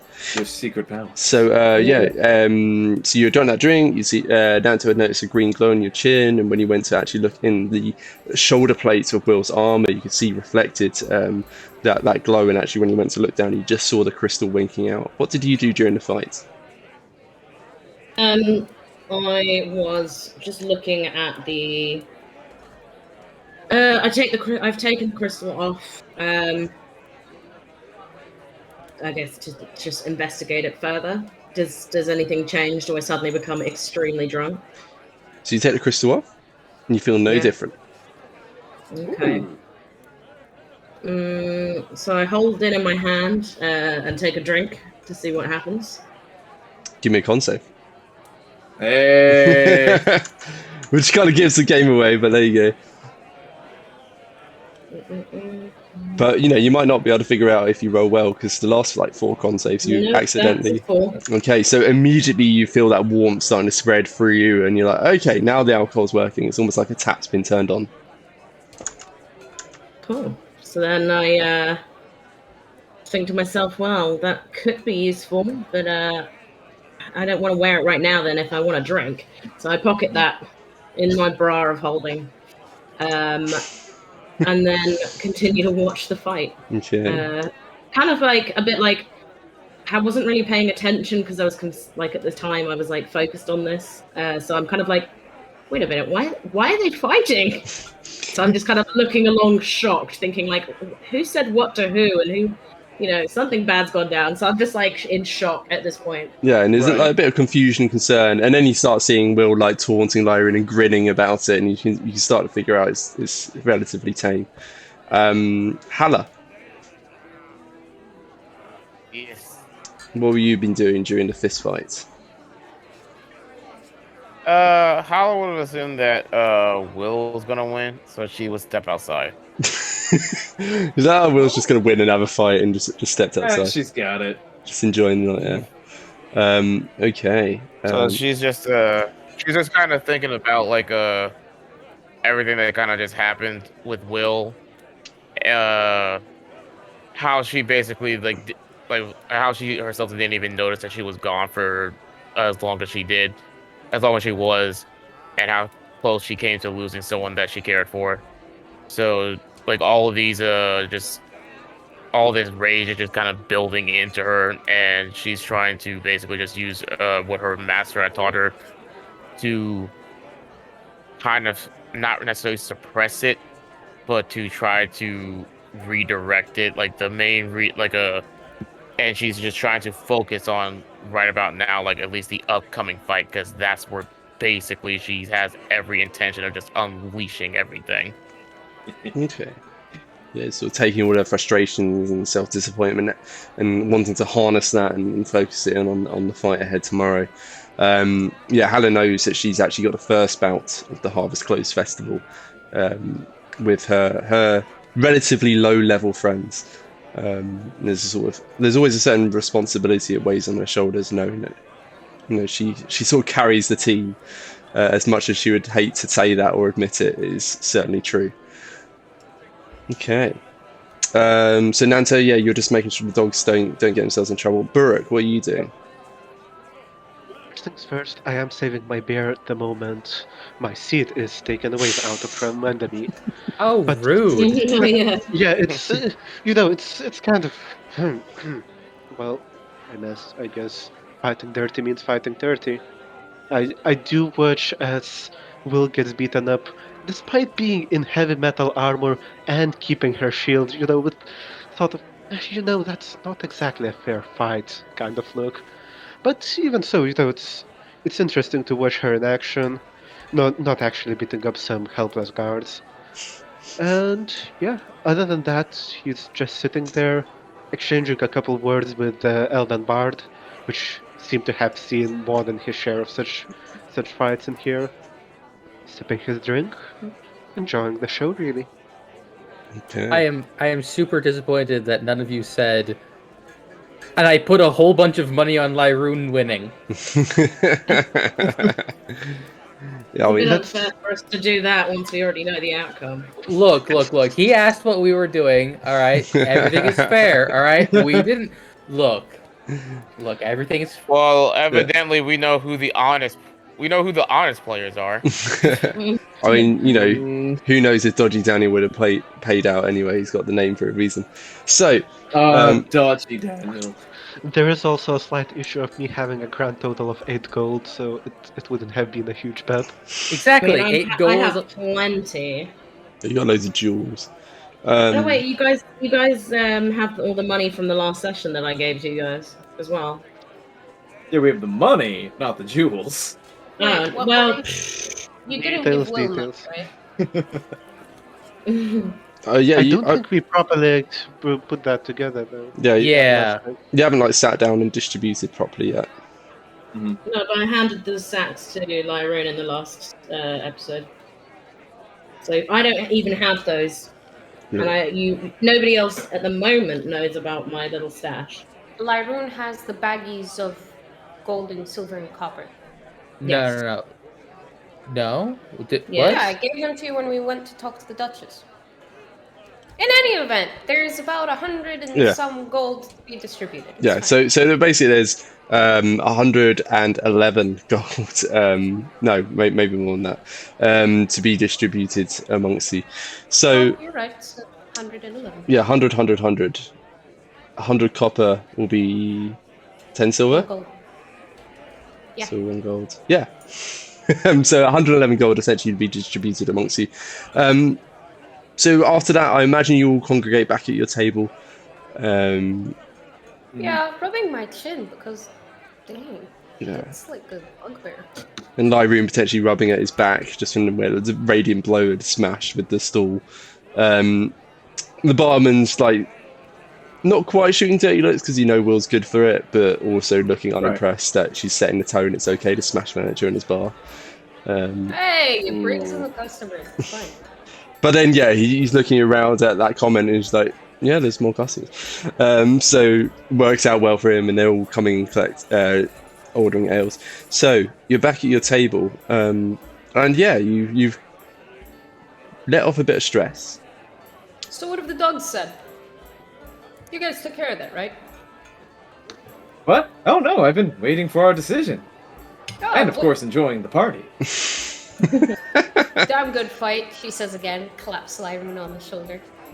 And she seems somewhat more sober, not because she's sober, just it was really fun to have a fight. She needed that, Right. Not worried about getting food after several days of being in a dungeon, but a fight. Right. Will I get food today was not the question. No! She said dog jerky. No, She's not at fine. all. And in fact, dog spells. the dogs. No. Oh, sorry. Go ahead. Sorry. Will tell Nanto, not Natsrich. That's Baruch. Will tell Nanto. I'm looking at the screen. I could just look at my screen and be like, "Yep, that's his name. It says it right there." But I didn't do that. Right there. It's it's right there, right? Just right beneath your head. Boom.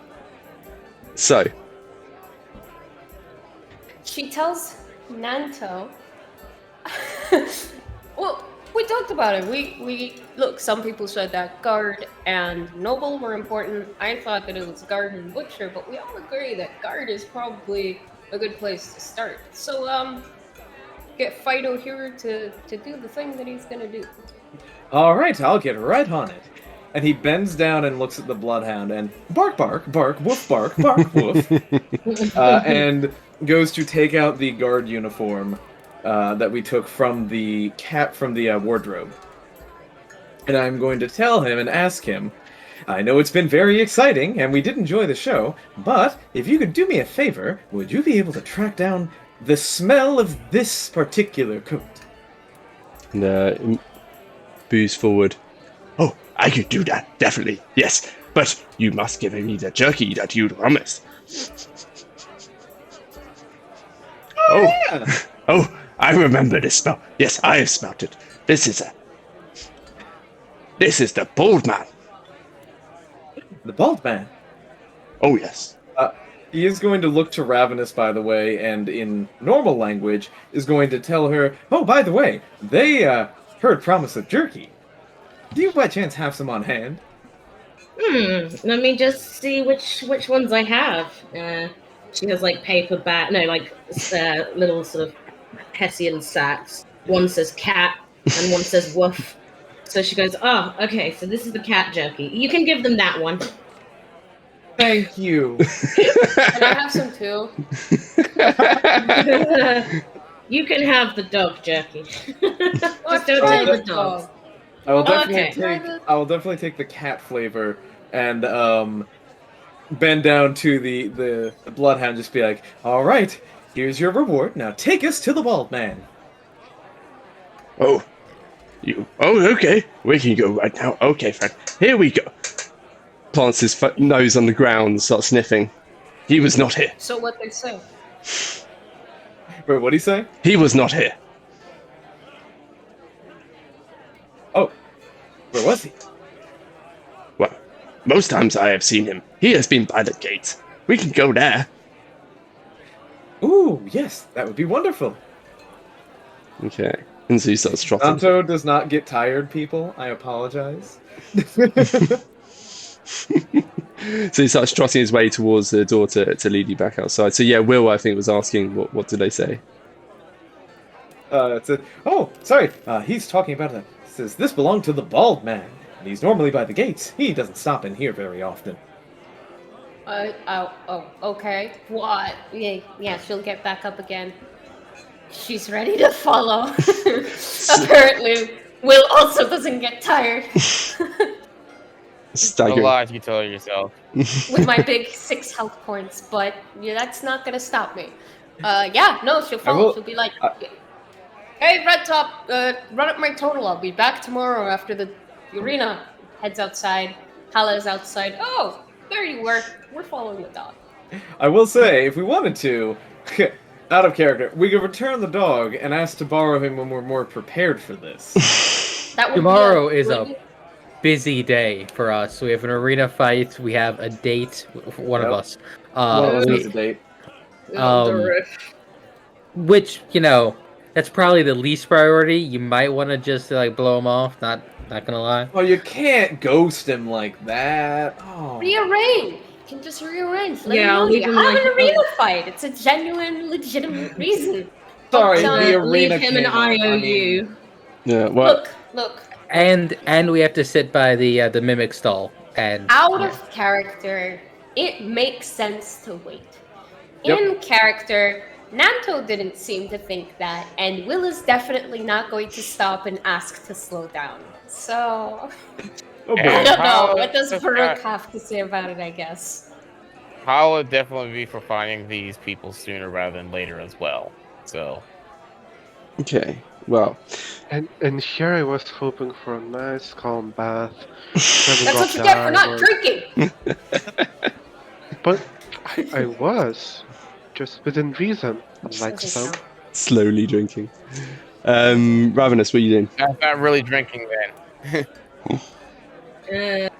So we all on this mission then to find... Well, it looks like a couple of people are trooping their way outside. Halo's already outside. We've had a short rest, right? Mm-hmm. Yeah, you got your slots back. So I have some slots. So I mean, I could go again. Yeah, I don't think you're really hurt, so you can go all day. Yeah, I've got like. How much do you gain much health back from a short rest? Because I think I'm like 2. You can use 2 hit down, like, dice. Roll your hit dice. Yeah, so I'm like 2 HP down. So yeah, you're basically at full Yeah, health you now can anyway. yeah. For the sake of brevity, because I'm conscious we're a bit over time.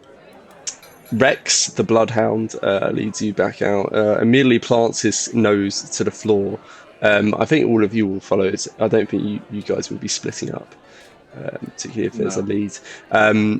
Leads you on a pretty direct course. Like, he plants his nose to the ground, immediately catches the scent. He's like, "Oh, he is this way," and then just starts plodding his way over, heading straight towards the ducal castle. And he reaches the gatehouse, the entrance to the ducal castle. There's not the usual guards that you come across, because they've rotated a bit, particularly with all the excitement today. And he reaches a point that he was definitely here. He is not here right now. I don't know where he is, but he was here. Oh. Well then, that was very good information. At least we learned a little something. Turns around and just, oh, well, he was here. Not here anymore, of course, but he was here. Interesting. Okay. It seems that they, at some point, he lead us to where he is? Oh, I think this might be a dead end, isn't it, friend? And he looks down at the dog and kind of asks him that. And he's like, sniffs Could you take us to where he is now, or? And he sniffs at the ground again, is like, this way. And he starts trotting off, leading you back down, away from the ducal castle, and then east towards Lord Flasheart's manor. At this point, Will is starting to pant again. I imagine, okay, so he's leading us back to Flasheart Manor. Yeah, and then he reaches where the fireball went off, in that like blackened, smoke and charred area, and you can still smell the sulfur hanging in the air, actually, from it. He might have been here. He came this way. I don't know where he went. Wait. So, dang. So, quick question, DM. When Lady Daggerford, when she came with us to Lord Flasheart's manor, did she take her own personal guards, or did she bring just any old town guard with her? It was a mix. So it was definitely a personal entourage, but she also took on a few of the guards that were already manning the walls and such of Ducal Castle. Okay. Can we roll an intelligence check to remember a bald man among the people that got hit by the fireball? Yeah, you can certainly do that. Give me a history check. Let's see if you remember them. 13. Oh, Why does the 6-int character get all of the nat 20s on int-based checks? Because she's thinking. I mean, so Hala, She's a kobold on a mission. So Hala, you think back on that moment when the fireball hit, and it's almost immortalized in your memory, like each person getting caught in that blast wave of flames, then roaring in pain. There was one bald man there. It's a bald man you've interacted with a few times before. Someone that you know, you have a certain friendship with. Actually, almost. He's not particularly literate. No. Don't tell me it's Dwayne. It's Dwayne. That's the only bald man you remember in that fireball blast. That's bad news to someone. Oh wait, Dwayne. That's the one that we remember. That's the one you remember with your nat 20.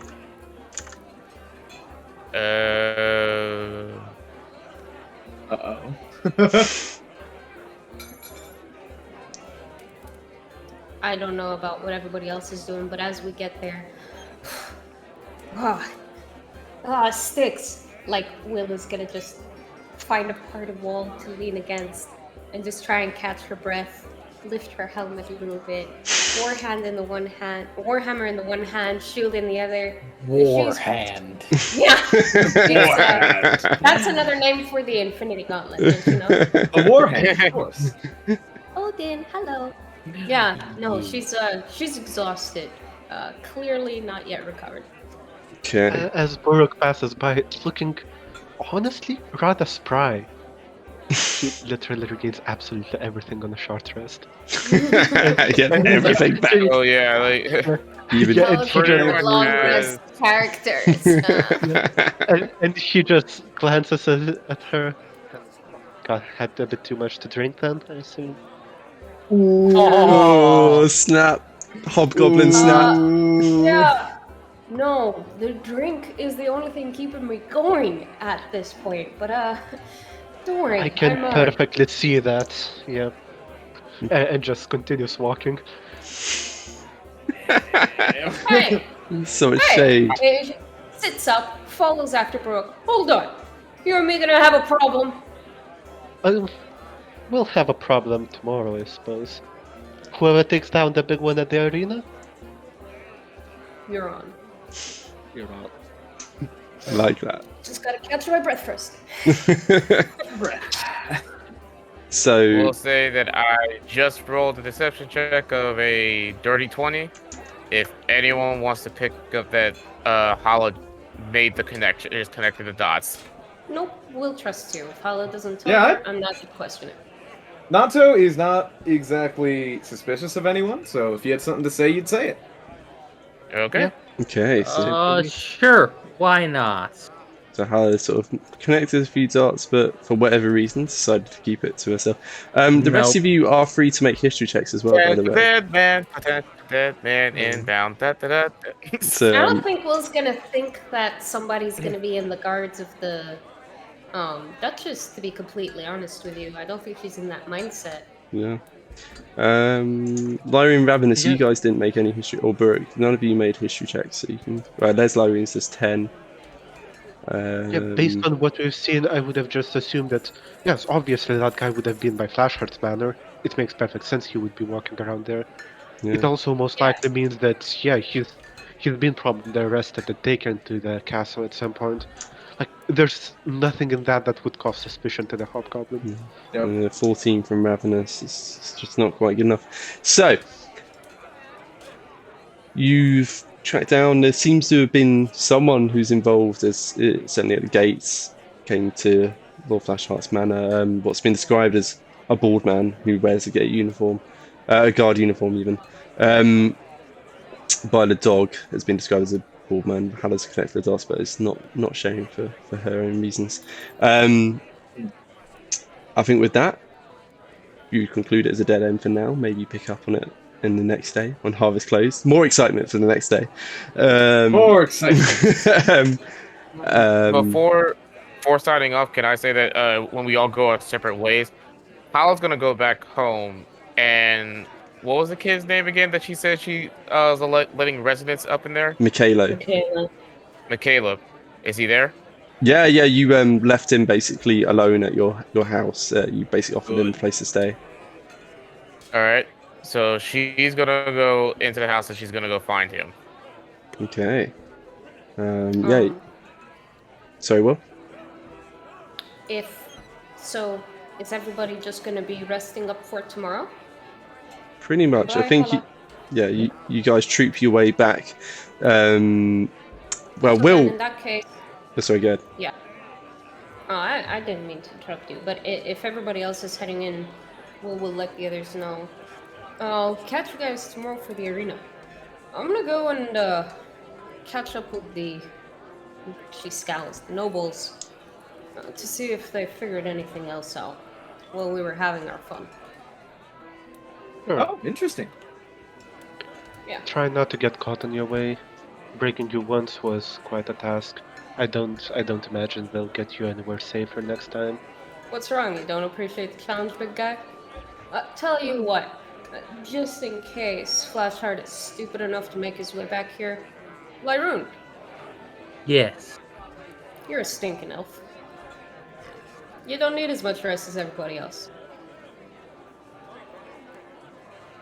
Wanna It's come true. I've seen it. with? Says the guy who needs no rest. Yeah, no, he sits there in the room with Lyroon and just asks him if he's awake. And Will doesn't get it, by the way. Like, something's up with Nanto, but she has no reason to know. Yeah, I'm not sure. Sure, let's go see what they know. Awesome. Alright, Baruch. You don't gotta worry about me anymore. I'm glad Man. to hear that. All your snooty comments, anybody think you're interested in me or something? Gods forbid. Brooke interested in someone? Nah, the only thing he's got a hard on is for those swords that he got. But who would Although be which interested one in is you? his favorite, I couldn't tell you. To be fair, there's some pretty nice ones. Well, anyone. Well, I'm quite interested in you. I haven't heard anything about you. You're a fighter, you punch things very well, but beyond that, I don't know much more. So, yes, I am quite interested. Hey, I'm interested in you too. We'll catch up tomorrow, huh? That sounds like a plan. You get a gauntlet thumbs up. I'm going to give the dogs a good pat on the head, give them a bit more of that jerky for a job well done, and just... Well, you can go ahead and head back to your friends. If I ever need you again, I'll come find you. You've been a great help today. And they just chow down on the cat jerky. Oh, these are bad guys. Oh, yes. And just chow down on their hated enemies, the cats. And just trot off dutifully back to their respective masters. So with that, I think, Will, you were saying you were going to go... What were you doing? I would like to go and see what the noble we rescued is up to. But we can do that next time. Yeah, so you're going to make your way back to the Ducal Castle to go check out Massalis. Meanwhile, the rest of you are trooping your way back to your tavern, which is the River Shining, actually, is where you got rooms. While Hala is going to make her way back to her own house. Okay. So with that, I think that's the end of today's session. I can see my cameras have all gone funky in that moment. Oh no, there's been funk. There's been funk. So thank you very much. So a day of exposition. You found out a few things about each other and about what's going on. A few mysteries still to solve though, and a busy. Yeah, it's a lot of information. Yeah, and a busy day awaiting you tomorrow. Thank you very much. Those of you who are watching, thank you for watching. Subscribe and all of those various things that you're meant to do. Apparently those are good. We're over halfway to becoming affiliate status on Twitch. Don't listen to him. It's all propaganda. Definitely. Thank you very much, and we'll see you next week. Cheers, everyone. Bye.